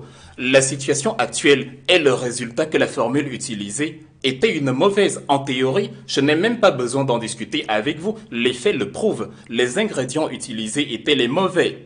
Il faut apprendre à tirer des leçons des faits de ce qui se passe. On dit, le fait est têtu en histoire. Ça, peut-être, vous devriez le relever aussi. Parce que les deux Cameroun dans lesquels nous vivons, celui que vous présentez et celui dans lequel nous, on ne se retrouve pas, sont la problématique qu'on a aujourd'hui. Et la condescendance, le mépris avec lequel vous accueillez la vie du vis-à-vis, donne la conclusion que vous n'avez toujours pas compris que ce qui se passe actuellement a été justement nourri par les ingrédients que vous utilisez encore ici. Ça veut dire qu'on sera dans une sorte de spirale infinie, dans une sorte de statu quo où l'éternel recommencement, parce qu'on dit celui qui ne se souvient pas de son histoire est condamné à la revivre. Vous ne vous souvenez pas des erreurs que vous avez faites, du coup vous commettez les mêmes et les résultats sont les mêmes. La crise territoriale qu'on a aujourd'hui, je l'ai dit, les anglophones ne sont pas plus marginalisés que quelqu'un d'autre. Vous avez eu raison. Nous sommes d'accord. Vous avez eu... Mais justement... Et après, vous allez me prêter des paroles que je n'ai pas dites, au lieu d'assumer que vous n'avez pas compris parce que je n'ai pas changé de ligne, j'ai dit la même chose tout à l'heure. Il y a une entité dans la mosaïque du peuple marginalisé qui a eu le courage de se lever avant les autres. J'ai précisé que l'histoire de toute société, c'est Karl Marx dans le manifeste du Parti communiste 1848, relevez-les aussi, parce que l'éducation, l'instruction, c'est une autoroute à double sens. La science n'étant pas infuse, personne n'ayant la science infuse, personne n'ayant le monopole du savoir, on apprend toujours l'un de l'autre. En tant qu'enseignant, vous devriez déjà le dire à vos élèves. Donc Marx... Je n'ai pas d'élèves, j'ai des étudiants. Dans le manifeste du Parti communiste... Corrigez ça. Je n'ai pas d'élèves, vous avez d'étudiants. Étudiants. Vous n'avez pas d'élèves, vous avez des étudiants, je vous le concède. Parce que de toute façon, l'argumentaire du RDPC est basé sur la trivialité. Il faut étouffer les sujets véritables et s'appuyer sur des superficialités pour faire passer le temps et occulter les profondeurs, puisqu'il n'y en a pas. Le manifeste du Parti communiste 1848 de Karl Marx et Friedrich Engels précise que l'histoire de toute société, jusqu'à nos jours, n'a été que l'histoire des luttes des classes, ce qu'il appelle le Klassenkampf. Et justement, dans ce fameux Klassenkampf, on le vit au Cameroun, il y a eu la fameuse oligarchie. L'oligarchie, c'est une minorité qui s'enrichit à outrance et plonge la majorité populaire dans, dans des manquements économiques considérables. Notre leader, comme vous l'appelez, appuie depuis des lustres sur l'article 66, la déclaration des biens, ce qui a été toujours refusé par le président Paul Biya. Ça nous dirait peut-être d'où est-ce qu'il trouve les fonds pour faire 4 mois sur 12 à l'étranger. Ça nous dirait peut-être où est-ce qu'il trouve les fonds pour fournir ce qu'il fournit à tout le monde, les t-shirts et les billets de banque à l'approche des échéances électorales. Ça nous dirait peut-être d'où il a trouvé les fonds pour acheter la nouvelle Range Rover. Parce qu'il y a un manque de transparence. Ça nous dirait aussi pourquoi le Brainstorm Consortium a été une affaire qui a failli mettre votre chef en mal. Certainement, parce que dans une logique d'équité, dans une logique de visibilité des choses, on équilibre les enquêtes et à la fin, les enquêtes nous disent la vérité sur les différentes entités. C'est ça la rationalité politique. Manifestement, ça vous échappe. On parle de l'amnistie, hein. Il n'a pas été discuté. Je vous en prie, messieurs, revenons sur le débat de fond. Parce que si vous entrez là, vous serez très mal. Justement, cette crise anglophone, comment on en sort? Aujourd'hui, on est à la veille du 1er octobre, vous savez. rappeler que les autorités administratives ont déclaré 48 heures de couvre-feu à la veille de la célébration de la réunification, qui est une date aussi importante dans ces régions anglophones. Comment appréciez-vous déjà la mesure qui a été prise, Wilfried? Elle nous amène déjà à conclure que non, il ne fait pas bon vivre au Cameroun. Non. Il y a ceux qui vivent le Cameroun réel, il y a ceux qui vivent le mirage. Il ferait bon vivre au Cameroun en raison des énormes richesses et du paradis que représente le Cameroun. Mais la nouvelle façon de gérer la politique sociale nationale a conduit à ce que le paradis devienne un enfer où on a deux pays dans un pays ou alors un pays qui veut devenir un État dans l'État et c'est problématique. Comment on en sort ? La formule utilisée jusqu'ici a été de refuser d'écouter celui qui revendique quelque chose et de comprendre ses raisons et d'essayer d'élaborer au moins une ébauche de solution. Nous, dans le MRC, on dit, nous avons notre avis, mais ceux qui sont les revendicateurs ont leur avis aussi. La raison pour laquelle la situation est tendue entre nous et eux, c'est que leur avis n'a pas été écouté. Donc si nous n'écoutons pas leur avis, nous aurons exactement le même problème. Et le MRC dit, on va écouter leur avis, dialoguer avec eux, et en fonction du consensus qui en sortira, on va prendre une décision. C'est intéressant de rappeler que le Cameroun actuel vient d'un référendum. Dont le Cameroun de 1972 était un État faible, c'est très curieux, parce que 2 ans plus tard, en 1974, le Cameroun avait quand même son premier équipage entièrement camerounais, dans ce qui était en train de devenir le fleuron de l'aéronautique nationale, la Cameroon Airlines, qui est tombée en décrépitude sous Paul Biya. Ce n'était pas un Cameroun faible qui organisait ce référendum. Et comme par hasard, parce que vous voulez, parce que vous affirmez, parce que vous pensez que vous êtes l'arbitre de ceux qui décident pour les téléspectateurs, pour les compatriotes, de ce qui est juste ou non, vous décidez que le référendum de 2018 sous le MRC est subitement devenu une mauvaise idée alors que c'était bien en 1972. C'est ce qui avait conduit à un consensus de vivre ensemble entre 2 États. C'est ce qui pourrait donner une chance encore, évidemment avec les manquements que ça peut avoir, rien n'étant parfait. Mais vous persistez dans le fait d'utiliser les mêmes formules comme si nous étions les seuls à voir la réalité actuelle. Alors justement, dans ce système de gouvernance, j'aimerais, messieurs, qu'on puisse évoquer à présent la gestion des finances publiques. C'est une question qui préoccupe également les Camerounais, mais aussi ses partenaires internationaux. Vous savez que le Cameroun est sous un programme de redressement économique avec le Fonds monétaire international. La nouvelle n'a pas du tout été bien accueillie dans les milieux des affaires, mais aussi au sein de l'opinion nationale, qui se demande ce que les pouvoirs publics ont fait de la période où il y a eu justement une importante envolée des prix des matières premières qui aurait permis au Cameroun de sortir de ce cycle des crises économiques. Comment on s'est retrouvé là? Est-ce que c'est un aspect à mettre au passif du président Paul Biya? Merci Cédric de me repasser la parole. Mais avec votre permission, je voudrais quand même revenir sur ce qui est grave et un dérapage qui tend à montrer que sur la forme de l'État, on conclut et non pas de vision. Pourquoi? Je voudrais lui donner 1 minute de mon temps de parole pour qu'il soit un peu plus clair, parce qu'il y a une cacophonie qu'ils ne comprennent même pas eux-mêmes. Forme de l'État. Il a parlé des référendums. Il y a ceux qui disent référendum pour le fédéralisme et référendum pour un État unitaire. Nous sommes d'accord.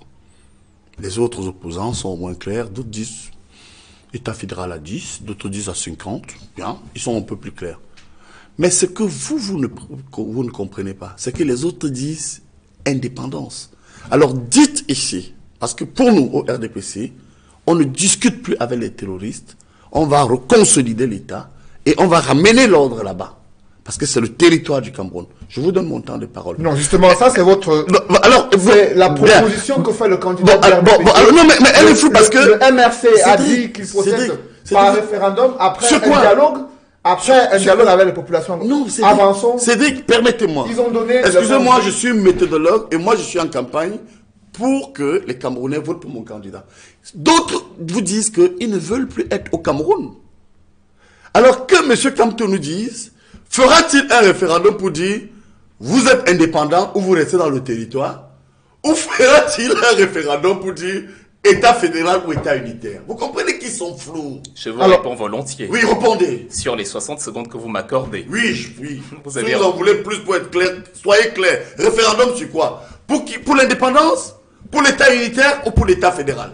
Voulez-vous écouter ma réponse ou Je vous en prie, je vous en voulez-vous prie. vous écouter Je vous en vous-même? prie, Wilfried Kanga. C'est très compliqué. Je pourrais presque dire que je suis content de n'avoir pas été votre élève ou étudiant si vous préférez. Tant mieux pour vous, tant mieux pour vous. Les autres sont heureux à la Sorbonne, aux Antilles, ici et ailleurs. On n'est pas plus intelligent parce qu'on est à la Sorbonne. Je que vous parce en qu'on est prie, les soirs. je ne suis pas en rivalité avec vous. Sur les- C'est votre candidat qui Messieurs- veut la place de mon candidat. Messieurs, je vous en prie, on reste sur le Oui, débat. non, il faut le mettre poliment chaque fois à sa place. Sur la question de l'indépendance, le MRC précise que la sécession n'est pas une option. Comme le RDPC n'écoute que le RDPC, vous n'avez même pas pris le temps de lire le programme. Le référendum est sur la forme de l'État. Très Et bien, non- il a et- répondu. Et non sur la séparation. Bon, ça me rassure. En deux Au États. moins, sur ce point, je vous remercie, Cédric. Vous voyez que c'était important pour eux, pour les téléspectateurs de comprendre. Maintenant, que sur la ils question- sont contre l'Ambazonia. Je vous en prie. Sur revenir la sur, gestion des sur, finances publiques, oui. le Cameroun est sous programme d'ajustement avec le FMI, une nouvelle qui n'a pas du tout été bien accueillie dans les milieux des affaires et parmi les Camerounais qui estiment que le Cameroun a disposé durant de nombreuses années de l'embellie des matières premières et était sorti pourtant de cette période d'ajustement avec le FMI au milieu des années 2000 et comment Oui. comprendre qu'on se retrouve encore Je vais sous vous dire, programme comment d'ajustement. Est-ce que comprendre ce n'est pas D'abord, je vais l'élément reprendre quelque chose que mes ridoyeurs ont voulu véhiculer et que je peux répéter ici.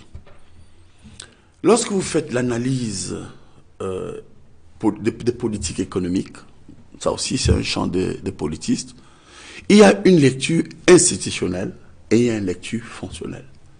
Lorsque vous allez au FMI, du point de vue des principes institutionnels, c'est qu'il y a faillite d'État. Il y a manquement dans le management des politiques économiques, sociales, culturelles, etc. Ça, c'est la perception institutionnelle du FMI. Faillite d'État, alors il faut vous accompagner. Et on voit bien que l'accompagnement sectoriel au Cameroun a commencé à durer 20 ans, de 1986. Et je voudrais vous rappeler que le président Paul Biya arrive, il n'a que 4 ans au pouvoir. Je voudrais dans le même élan vous dire que lorsque en 92, certains parlaient déjà de Biya Mosgo, le président Paul Biya n'avait que 59 ans et avait à peine 10 ans au pouvoir. Ce sont les mêmes, puisque son leader était un acteur majeur. Parce que lorsque j'entends parfois certaines personnes aujourd'hui au MRC critiquer Maître Momo et nos alliés, ceux-là ont tendance à oublier que le ministre Kamto était dans l'opposition en 92 et est entré quand même au gouvernement en 2004. C'est une pirouette aussi qu'il faut dire. Et sur le plan non économique, on a subi un coup. La détérioration des termes de l'échange. Vous savez, quand la fluctuation du dollar, hein, les termes de l'échange, c'est le prix des matières premières. Prenez un exemple, en 70, le cacao, on l'achetait à 500 francs. Aujourd'hui, en équivalent avec la dévaluation et tout ce que nous connaissons, nous avons l'impression que le système international nous laisse encore patauger. Il y a eu des facteurs. J'ai évoqué le coup d'État. J'ai évoqué des raisons endogènes qui nous ont énormément affaiblis. Malgré tout cela, il faut reconnaître que l'effort de notre État en matière d'investissement a été réel. Prenez le nombre de lycées constitués. Parce que quand certains disent on n'a rien fait, prenez le nombre de personnes recrutées. Je voudrais rappeler que son leader a été recruté par Paul Biya. Prenez un stylo et une feuille. Faites la soustraction. 32 ôté de 64, non pardon, 36 ôté de 64, l'âge du ministre Kamto, 36 la durée au pouvoir du président Paul Biya. Vous verrez que lorsqu'il arrive ici, à 32 ans, c'est le président Paul Biya qui le recrute. Ça veut dire qu'on a quand même une jeunesse vieillissante qui veut aujourd'hui couper la tête au chef. Ça veut aussi dire que malgré tout, malgré cette crise, on recrutait. Je prends l'exemple de M. Kamto qui a été recruté par le président Paul Biya. Et vous verrez que pendant 20 ans, le président Paul Biya a tout mis en œuvre pour faire vivre, pour faire manger ses compatriotes en gardant un cap sur une réserve rigoureuse qui nous a conduit à construire des écoles, à construire des routes, à construire des hôpitaux, à maintenir les salaires, à maintenir l'équipe des concours, mais surtout sur le plan économique. Et c'est très important à dire, à créer un secteur privé dynamique qui s'exporte vers la sous-région, avec des banques comme la CBC, qu'on retrouve au Tchad, en République centrafricaine et ailleurs, avec des banques comme Afriland Sécurité, Afriland, hein? Afriland First Bank. First Bank, autant pour moi, merci Cédric, qu'on retrouve en Guinée, et avec un corps social qui est entré dans les petites affaires. Avant le président Paul Biya, avant qu'il n'arrive au pouvoir, je vous assure, très peu de Camerounais savaient qu'ils pouvaient faire des marchés publics. Donc il y a donc toute cette dynamique qui fait que on a pris quand même un coup au-delà des facteurs internationaux, fluctuation du dollar, hein, et puis détérioration des termes de l'échange. Mais il y a aussi une dimension endogène que moi je ne peux pas occulter, parce que dans mon parti, nous, les progressistes, les biaïstes, nous avons également dénoncé un certain nombre de choses qui ont gangréné ce système que je soutiens, notamment la corruption, les détournements de fonds, les jongleries ministérielles comme on a vu avec son leader lorsqu'il était ministre délégué, ou encore comme on a vu avec une personnalité comme Edouard Tutus qui a un château et qui dit que le Cameroun va mal. Donc les trahisons, quand on voit un monsieur qui a travaillé à la présidence comme Penda Ikoka et qui vient dire que vraiment il pouvait faire ci ou ça. Donc vous voyez que tout ça, ce sont des facteurs qui ont freiné, et ça il faut le dire, ça je constate ça à Buffet Kanga, ces détournements et cette dynamique de corruption qu'on ne peut pas contrôler. Ah, justement, le Cameroun, on pesait quelque peu sur le Cameroun. Le Cameroun, désormais, sous programme de redressement économique avec le Fonds monétaire international. Wilfried Ekanga, les arguments que viennent de présenter Messanga Nyamding pour expliquer la situation dans laquelle se trouve le Cameroun sur le plan économique, avec le FMI désormais comme gendarme de l'élaboration du budget et de la gestion des finances publiques au Cameroun. Quelle est votre analyse à ce sujet? Est-ce qu'elles sont fondées? Est-ce qu'elles sont convaincantes? En fait, il est dans la droite lignée de ce qu'on attend de lui. On est du RDPC, on défend. Quoi qu'il arrive, comme moi je suis MRC, je défends, c'est de bonne guerre, sauf qu'il y a un bilan, il y a des faits, il y a ce qu'on veut faire des faits et qui n'a rien à voir avec la réalité forcément. Le bilan du Cameroun, malheureusement, est un échec et je le dis avec tout l'amour que j'ai pour mon pays. La crise économique, la dévaluation du dollar et tous ces mécanismes ont aussi touché la Libye, autrefois la Libye de Kadhafi, minuscule pays, en zone désertique, mais qui affichait un taux d'endettement de seulement 3%. Il est même descendu à 2% en 2008 au plus fort de la crise.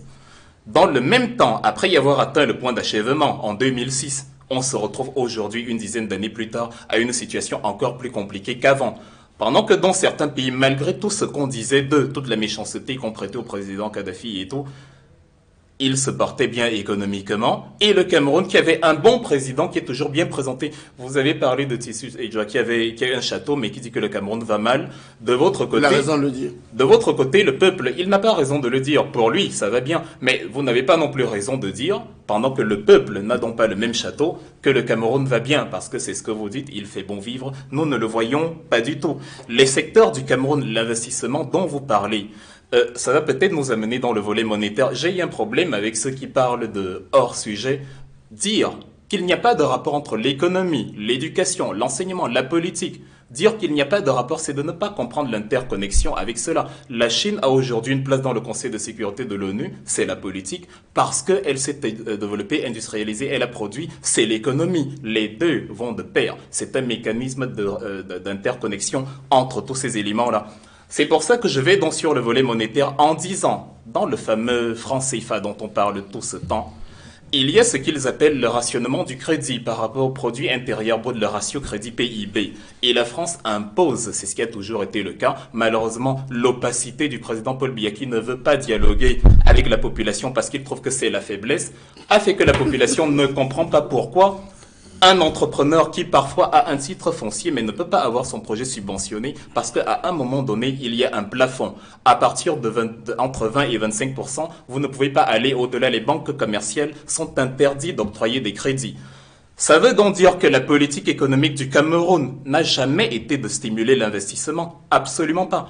Elle a toujours été de contrôler l'inflation parce que comme nous ne produisons pas beaucoup et comme on ne fait pas confiance aux acteurs à quelques exceptions près, et heureusement, encore heureux, nous ne produisons pas beaucoup. Donc notre politique est centrée seulement sur le contrôle de la stabilité des prix pour soutenir le fameux arrimage du franc CFA à l'euro. C'est pour ça qu'il est toujours égal à 655 alors qu'on dit toujours que voilà, le yuan chinois a fluctué par rapport à l'euro, le yen japonais il y a X,30 € et ainsi de suite. Mais nous, on veut juste contenir l'inflation et maintenir le Cameroun comme la sous-région en tant que vivier exportateur de matières premières. Et c'est le problème qu'on a eu avec le cacao. En 2017, on était à peu près 360 000 tonnes de produits. Il y avait une surproduction à l'échelle mondiale et une faible demande des transformeurs, ce qui a conduit à ce que les prix ont dû descendre. Et donc, les producteurs, en tout cas ceux qui gèrent le cacao, les nationaux, soit dit en passant, les prix, quand il faut exporter, sont gérés à la bourse de Londres, à la bourse de New York. C'est comme ça qu'on a inféodé par ce bon président, par cette bonne administration aux instances étrangères. Mais le gouvernement camerounais estime qu'il y a une résilience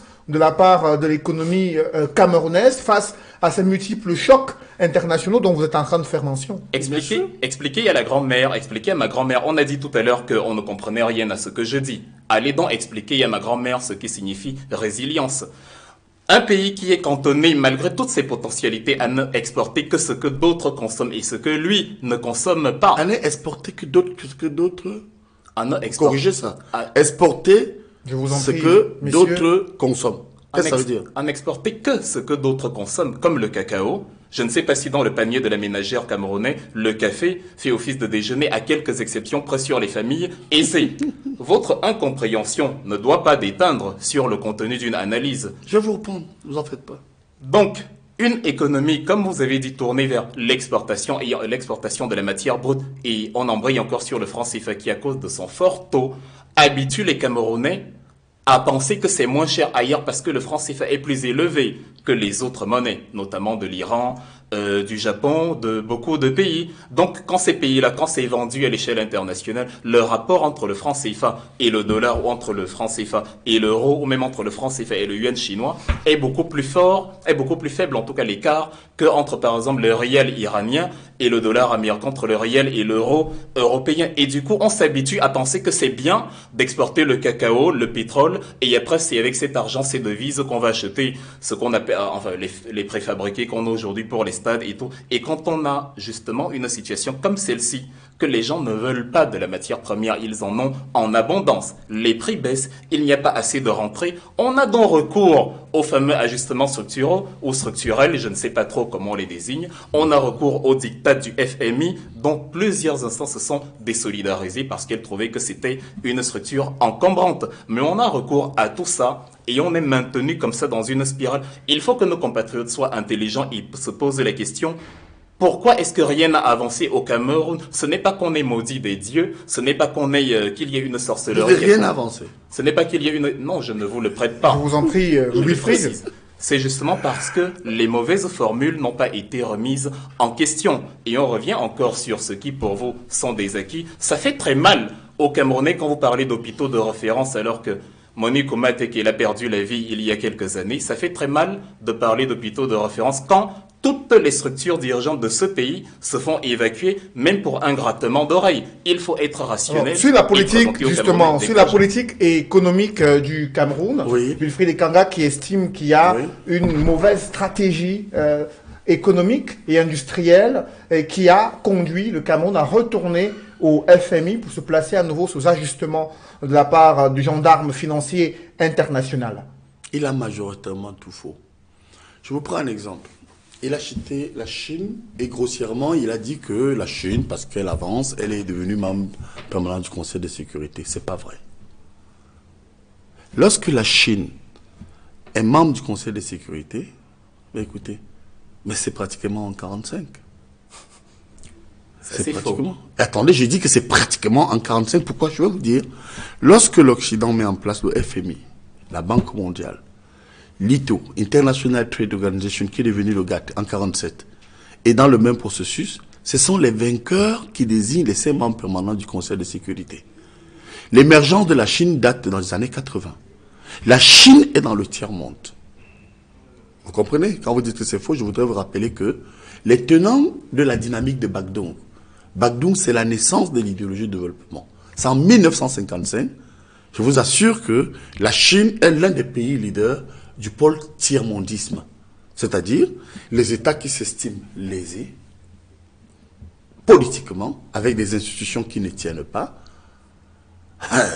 comme le FMI et la Banque mondiale, avec des institutions qui ne tiennent pas, comme l'ONU, avec des institutions qui ne tiennent pas, l'ITO, International Trade Organization, qui est devenu aujourd'hui OMC, avec les accords de Marrakech en 1995. Mais vous parlez de quoi?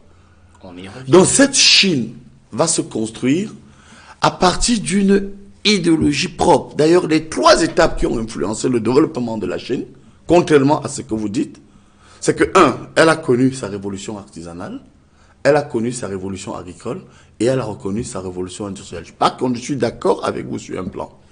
L'un des problèmes majeurs qui mine les États africains se développer, c'est effectivement parce que ces États consomment pour la plupart les produits qu'ils ne produisent pas. Mais le président de la République avait annoncé une révolution agricole en prenant, prêtant serment en 2011. Oui. Il avait évoqué également un plan directeur d'industrialisation. Bien qui sûr. devait Il y a eu mise en place. Oui, il y a Où en est-on avec ces différents projets, cette stratégie économique? Je vais aller plus loin. Il y a eu le programme de reconversion de la banane plantain. Vous savez, lorsque moi j'enseigne les relations internationales, je dis toujours aux internationalistes d'intégrer 2 déterminants.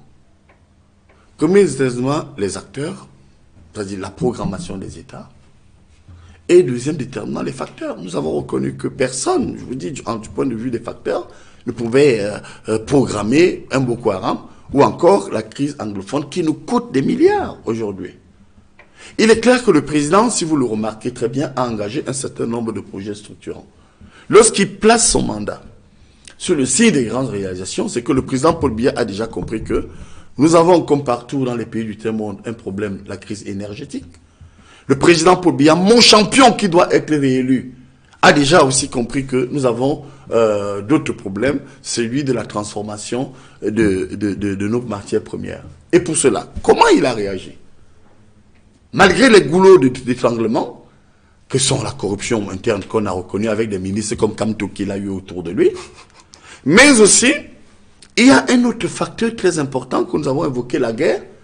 Il a mis institutionnellement en place des instruments de matérialisation d'une projection vers l'industrialisation. 1, sur ce point bien précis, il a créé un ministère des petites et moyennes entreprises. 2, il a créé une banque des petites et moyennes entreprises, contrairement à ce que dit le représentant de monsieur le ministre Kamto. Je vous fais remarquer que, sur ce point bien précis, on a réussi malgré tout au Cameroun à créer une classe intermédiaire où, comme vous le voyez aujourd'hui, il y a des microfinances qui appartiennent à des Camerounais. Vous avez une petite et moyenne industrie qui appartient à des Camerounais, au point où l'indicateur réel, puisqu'il y a un indice de développement, et là je vais le surprendre, le Cameroun aujourd'hui, en Afrique subsaharienne, est en 3e position après l'Afrique du Sud et le Nigeria en matière de projection industrielle et de petites et moyennes entreprises. J'ai les chiffres et nous sommes entre nous. Vous voyez que, et l'un des indices, prenez l'indice du développement humain, vous verrez que dans le monde, partout où il y a un flux migratoire très poussé, c'est que ce pays attire.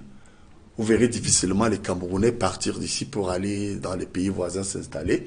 Hormis, c'est vrai, d'un autre côté, on a des jeunes et des compatriotes qui se battent pour aller remonter et accompagner des économies dans la plupart des pays voisins. Mais j'attire techniquement votre attention que c'est l'un des pays où on accueille le plus de migrants en Afrique. Je vous assure, Wilfried, ça il faut aussi le noter. Alors, ne venez pas en politique au hasard. Si aujourd'hui, un pays comme le Cameroun accueille massivement les Nigériens, les Gabonais, les Congolais, les Tchadiens, les Maliens, mais c'est qu'il y a quand même quelque chose. Alors, ce dynamisme... Vous n'allez pas là où il n'y a rien. Et je peux vous dire qu'aujourd'hui, en Afrique, nous sommes le leader dans la sous-région CEMAC parce que vous, Camerounais, vous êtes tellement gâtés par Paul Biya parce que, effectivement, les petits emplois, les Camerounais n'y vont plus. Regardez aujourd'hui. Quels sont ceux qui font les pièces détachées? Ce sont les Nigériens. Quels sont ceux qui tiennent les restaurants? Ce sont les Nigériens. Quels sont ceux qui font au point où, aujourd'hui, et ce que j'appelle les officeurs de maison, c'est-à-dire ce qu'on appelle vulgairement les ménagères, ils ne sont même plus des Camerounais. Alors, on va chercher vous évoquez une politique industrielle. Il y a une dynamique. Ce dynamisme-là dont vous parlez, je vous en prie, permettez à qu'ils réagissent aussi Je vous en prie, sur ce dynamisme. Je demande la permission à Cédric de chuter pour lui montrer la projection. Sur ce dynamisme, vous allez revenir. Est-ce que ça se matérialise par quoi? Vous allez par l'évoquer la mise tout à en l'heure. place des barrages de Main-Vegle, de Mekin. On va en parler justement de la question énergétique. Il y a d'autres instruments. Oui, mais ça gagne les facteurs alors, bloqués. ce dynamisme économique. Soyez honnête. C'est pas dont que vous voulez faites un champion que vous n'aurez pas, que vous allez. Ce dynamisme dont vous faites mention, M. Sanga Nyamding, est-ce qu'il profite aux Camerounais ordinaires, Wilfried Ekanga? Est-ce que ces indicateurs dont vient de faire mention M. Sanga Nyamding sur le plan économique, est-ce que cela profite aux Camerounais? Est-ce que cette économie est inclusive, Wilfried Ekanga? Apparemment, puisque les ménagères et les petits métiers sont pris par les étrangers, apparemment, le Camerounais, il y a une classe moyenne au Cameroun, le produit intérieur brut est très élevé et le secteur informel ne tutoie pas les 80%. Les Camerounais ont tous un emploi, tout va bien. On ne peut que se répéter on ne peut que se répéter en écoutant le RDPC. Et dans cette logique de se répéter, je vous dis encore que quand on a la patience d'écouter ce que vous dites, c'est pas parce que c'est vrai. Il y a tellement de points sur lesquels on aimerait revenir et de toute façon, c'est dommage parce qu'on en oublie. Parce qu'un mensonge laissé à l'abandon devient une gangrène qui peut conduire à un abcès géant. Vous êtes mal poli, hein, je trouve. Vous n'êtes pas sincère, monsieur. Lorsque vous dites que les projections du Cameroun le placent en tête des pays en Afrique subsaharienne, on peut se poser la question, pourquoi vous coupez l'Afrique du Nord? Ça, c'est la première question. Ne fait-elle pas partie de l'Afrique? On peut vous poser la deuxième question, pourquoi vous ne comparez pas le PIB? C'est-à-dire, il y a une projection dans un espoir qui n'a rien à voir avec le fait, et après, il y a les faits. Les pays africains, comme le Nigeria, dont vous parlez, l'Afrique du Sud, la Libye, le Maroc, l'Égypte, l'Éthiopie, est-ce que ces pays-là ont un PIB plus faible que le Cameroun? Pas du tout. Ils ont un PIB en moyenne 10 à 20 fois supérieur au nôtre. Donc, il ne faut pas aller dire à un enfant, aujourd'hui, ton rêve est plus grand que celui de l'autre. Le fait est que... 20 fois plus. Mais le PIB de l'Égypte... C'est faux, c'est pas 20 fois plus que celui du Cameroun. Le PIB de l'Égypte... 20 fois, c'est faux. Le PIB de l'Égypte tutoie les 400 milliards de dollars, quand celui du Cameroun gratte à peine les 20 milliards de dollars. C'est-à-dire, si vous voulez, si ça vous dérange, les 20 fois plus, faites vous-même le ratio, ce n'est pas très... Faites attention, il y a Internet. Hein.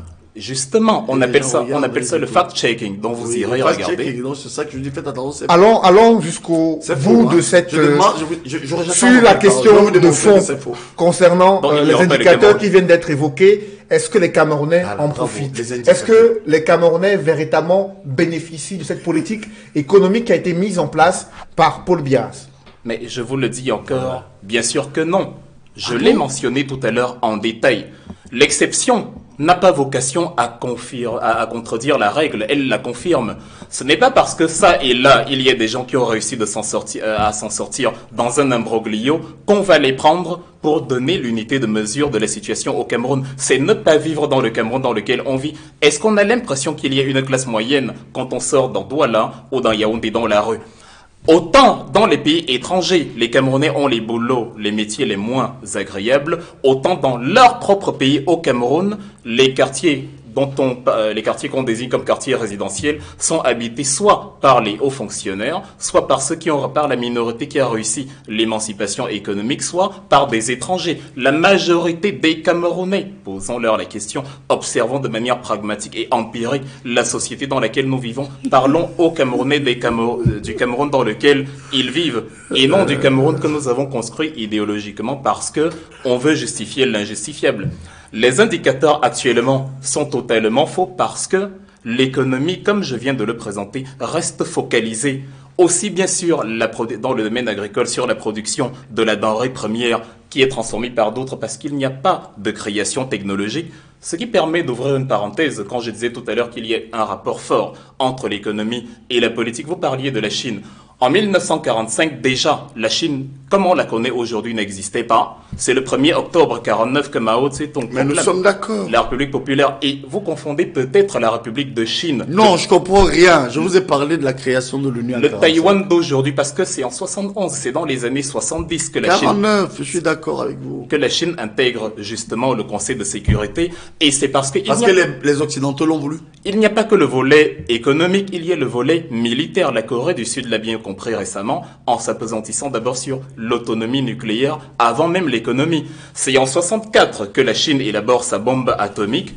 Donc plus que l'économie, elle a la puissance de répondre à ceux-là qui l'ont assujetti et qui en ont fait le pays du tiers-monde que vous avez présenté avec brio. Mais maintenant, elle peut parler et en raison de l'énorme potentiel économique et du dynamisme qu'elle est en train d'amorcer, on voit ce qu'elle représente en termes de potentiel et on l'intègre. Parce que Zhou Enlai, en Chine, le premier ministre de Mao Tse-tung avait déjà élaboré et dessiné avec un pragmatisme fou le projet de développement, les 4 modernisations, l'agriculture, l'industrie, les sciences et techniques, l'armement, et il a été matérialisé, comme vous avez dit, dans les années 80. Mais le Cameroun a justement mis sur pied le document de stratégie pour la croissance et l'emploi. Est-ce que cette boussole économique a permis justement de mettre en œuvre, selon vous, les différents projets initiés par le gouvernement? La boussole a malheureusement amené le navire en eau trouble. C'est comme Christophe Colomb qui est arrivé aux Amériques en pensant qu'il était arrivé en Inde.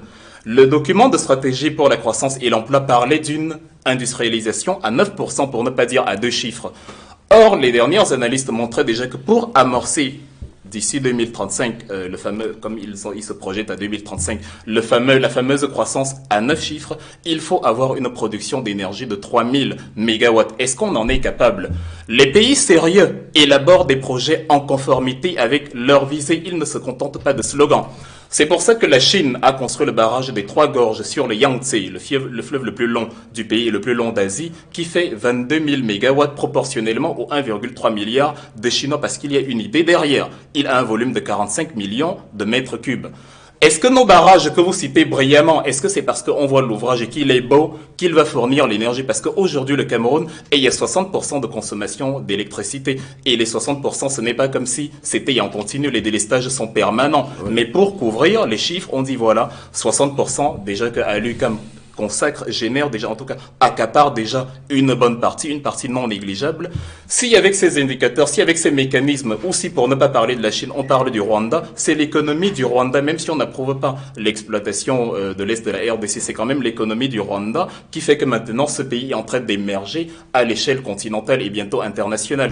Tant que le Cameroun utilisera les formules qu'il utilise aujourd'hui, vous aurez beau, parce que vous voulez, vous l'avez dit, affirmer que c'est bien, parce que Paul Biya doit se maintenir au pouvoir. La réalité, elle est là. Le Cameroun ne parlera jamais à l'international parce qu'il est en train de regresser et non de progresser. Alors, le Cameroun qui regresse selon le représentant du MRC sur ce plateau, et vous avez évoqué des statistiques. Il faut préciser que le sous-emploi, quand même, gangrène le quotidien des jeunes Camerounais. Et au moins 40% de la population vit sous le seuil de pauvreté selon l'INS. Est-ce que ces chiffres ne viennent pas contredire les ambitions du gouvernement camerounais élaborées dans le document de stratégie pour la croissance? D'ailleurs, j'irai plus loin que vous. Le sous-emploi ne touche pas seulement le secteur privé, mais le sous-emploi touche, je dirais aussi du point de vue salarial, les fonctionnaires. Quand vous faites le ratio entre ce que touche un médecin au Cameroun et au Gabon, tout simplement parce que le président Paul Biya est prudent. Il fait ce qu'on appelle la programmation.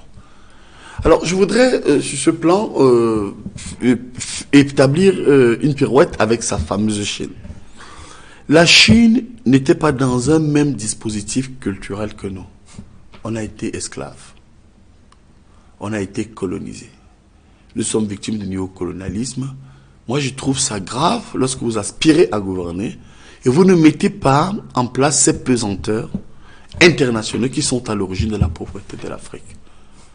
Et l'indice de développement que vous évoquez, parlant de la programmation au Cameroun ou ailleurs, vous avez fait constater qu'il y avait une croissance à 2 chiffres, ça ne veut rien dire. Du point de vue de l'économie politique, parlez du taux de croissance endogène. Ça veut dire que si vous prenez un pays comme la France, du point de vue de l'économie politique, vous, c'est ça que le MRC ne comprend pas. Et Paul Biya l'a compris dans son organisation et de sa programmation. Le taux de croissance est un indicateur institutionnalisé de domination. Tout simplement, lorsque un pays comme la France vous dit qu'ils ont aujourd'hui un taux de croissance de 1,4, allez dire en France que le taux de croissance est même de 3%, il n'y a plus de chômage là-bas. Et on ne peut pas évaluer le taux de croissance pour vous montrer que vous êtes dans une dimension institutionnelle, vous ne comprenez rien du tout de cette dynamique.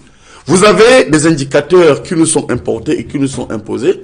où on vous dit qu'un pays comme la Côte d'Ivoire, effectivement, est allé à un taux de croissance qui a avoisiné les 2%, mais en même temps, vous verrez qu'ils n'ont pas des autoroutes, ils n'ont pas des hôpitaux, ils n'ont pas des aéroports. Permettez-moi, ils ne fabriquent pas l'avion, ils ne fabriquent... Alors, pour ce fait, le président Paul Biya, en bon gestionnaire et en homme d'expérience, ça aussi, il faut peut-être vous rappeler que la dynamique et la symbolique de sa campagne porte essentiellement sur la force de l'expérience, a compris que il ne peut pas ouvertement se battre contre certains instruments internationaux. D'ailleurs, il faut dire que ces instruments, la Banque mondiale, le FMI, etc., sont d'abord tournés pour écraser et ne pas permettre à l'Afrique à prendre une croissance. Quand on évoque le FMI, on n'est pas indépendant.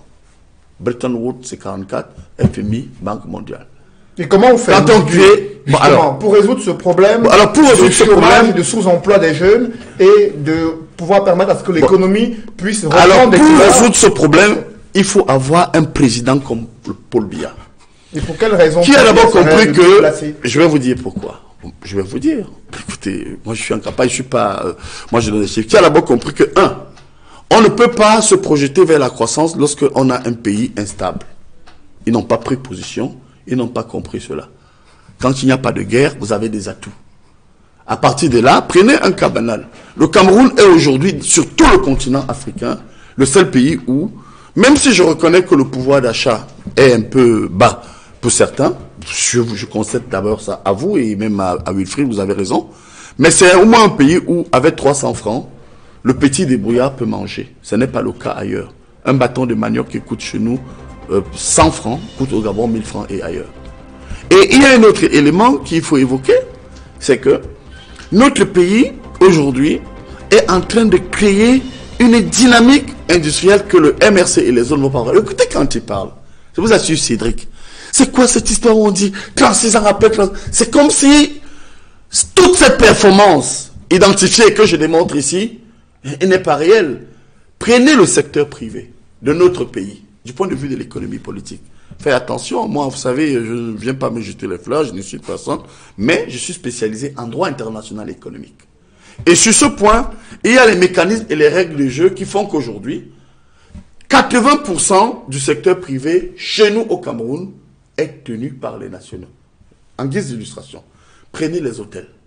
Le parc hôtelier camerounais est tenu à 90% par les Camerounais. Prenez les quincailleries. Prenez aujourd'hui les supermarchés. Contrairement aux pays voisins où on voit une prolifération des sociétés internes, vous allez vous rendre compte que les sociétés de transport, quand vous prenez touristique, sans publicité, je peux citer Garantie, je peux citer.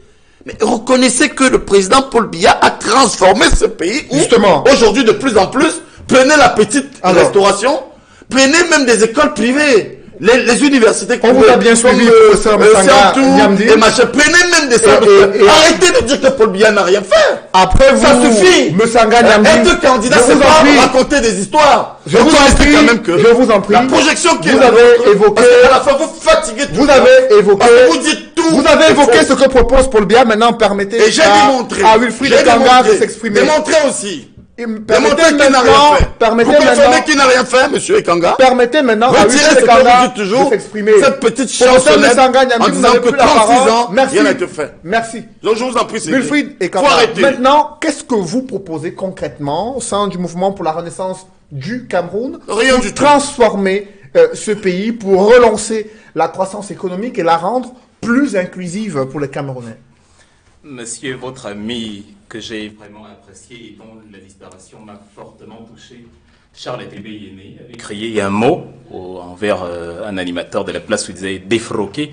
Vous avez défroqué sur le plateau, monsieur Messanga Niamdi. Pas du tout, je suis un homme politique professionnel. Oui, en tout cas. C'est de la conviction politique. Si vous le dites, mais ce n'est pas... Vous avez vu Chirac à l'époque? Vous avez vu Mitterrand? Restons. Moi, il nous reste quelques minutes. C'est comme ça Wilfried Ekanga de s'exprimer sur ce qu'il propose du MRC sur la croissance économique, comment la relancer et comment la rendre plus inclusive. Parce que le décibel avec lequel on exprime un argument ne détermine pas la véracité de cet argument. Vous parlez de la question du journalisme. Le MRC, je suis en train d'y répondre. Alors, le MRC propose de camerouniser la production. C'est bien d'avoir des hôtels tenus par les Camerounais. C'est bien d'avoir des bus tenus par les Camerounais. Mais dans ces hôtels, tout le mobilier vient d'ailleurs. Tout est importé. Pourtant, le Cameroun produit le bois. absolument tout est produit par d'autres. Vous faites beaucoup d'hôteliers. Allez-y, la filière. Allez-y. Ils vont vous répondre. Permettez-moi de plus parler. Pardonnez-moi, Cédric. Je n'attends que cela et pire dans les structures les plus luxueuses. C'est là qu'on voit l'importation de tout, même des aliments, alors que le Made in Cameroon serait le fleuron de la propagande culturelle de notre pays. J'ai pris Touristique ce matin d'ailleurs, et comme par hasard, ce sont des sandwichs. Le modèle de consommation européen qu'on nous sert et Coca-Cola, une boisson encore étrangère qu'on nous sert, peut-être qu'ils vont me répondre, comme vous le dites, je n'attends que ça. Une vraie économie n'est pas une économie où les routes sont belles, où il y a les gratte-ciel, etc. Une vraie économie, une économie solide, c'est où ces belles routes et ces gratte-ciel sont produits au moins en majorité par les nationaux. C'est ce que fait par exemple la Chine, où à plus de 50%, vous n'avez pas le droit de détenir une concession chinoise. Alors, et vous, au sein le MRC, justement. Vous proposez quoi? La contre-formule. Je vous en prie. Je vous en prie. Mais ça gagne. Permettez que la discussion. Moi, je vous fais du spectacle politique. Allez-y. Oui, vous faites du spectacle. Wilfried Ekanga, allez-y jusqu'au bout de votre pensée. Le MRC propose la contre-formule de ce que je viens de citer. J'ai commencé en disant on camerounise la production. Dans les communes, le MRC veut créer ce qu'on appelle les écoles de métiers. C'est-à-dire, on va séparer l'enseignement de la théorie et prioriser la pratique, prioriser les formations techniques, les formations technologiques, parce qu'il y a du génie. J'en ai rencontré un, j'en ai parlé dans une télévision de la place Arsène Thomas Biolé, que vous connaissez peut-être. Il a fait l'objet d'un grand reportage dans les chaînes camerounaises parce que il a élaboré carrément une théorie de manière autonome sur la fission nucléaire. On dit que lorsqu'il y a une perte de masse, il y a un volume d'énergie énorme qui se dégage. Ça fait que pour le potentiel énergie Cameroun, ce sera un élément clé dont on aura besoin. Et le MRC veut justement intégrer toutes ces intelligences-là dans les écoles de formation, dans les écoles de métier qu'il veut créer, même pour ceux qui n'ont pas fait de longues études ou qui n'ont pas de diplôme, parce qu'ils disposent souvent d'un talent énorme dans d'autres domaines, on va le mettre à profit et c'est ces intelligences-là, réunies dans les structures que l'État aura mis en place pour eux, qui produiront pour l'État, comme les jeunes Chinois et Sud-Coréens le font, en fabriquant des drones, des petits gadgets et matérialisent déjà la grande intelligence qu'ils seront demain. Nous allons mettre toutes ces intelligences-là à profit pour créer. Parce que la première fois que je suis revenu, une amie d'Allemagne est venue aussi quelques jours plus tôt, et elle a regardé les supermarchés camerounais. Elle a dit qu'ils étaient très beaux du point de vue infrastructurel, mais elle cherchait le Made in Cameroun à l'intérieur. Dans les supermarchés luxueux, vous avez du mal à trouver ce qui a été fabriqué par le Cameroun. Tout vient d'ailleurs, comme le mobilier des meubles, comme les télévisions, absolument tout. Et il ne faut pas tomber dans le piège de penser que parce qu'on est dans un hôtel luxueux et que le DG est un Camerounais, parce que souvent même le PDG n'est pas camerounais, parce qu'on est dans ces structures-là, on est développé. C'est du développement visuel, c'est de la superficialité. Les véritables jalons qui font d'un État un pays indépendant économiquement et donc politiquement ne sont absolument pas cela. Merci à vous, messieurs, d'avoir honoré ce duel sur ce plateau Etoudi 2018. Professeur Charlemagne Pascal Messanga Nyamding, membre titulaire du comité central du RDPC. Merci d'être venu sur ce plateau. Également à vous, Wilfried Ekanga, analyste politique engagé au sein du mouvement pour la renaissance du Cameroun. Mesdames, Messieurs, merci de nous avoir suivis. Merci de rester sur Equinox Télévision.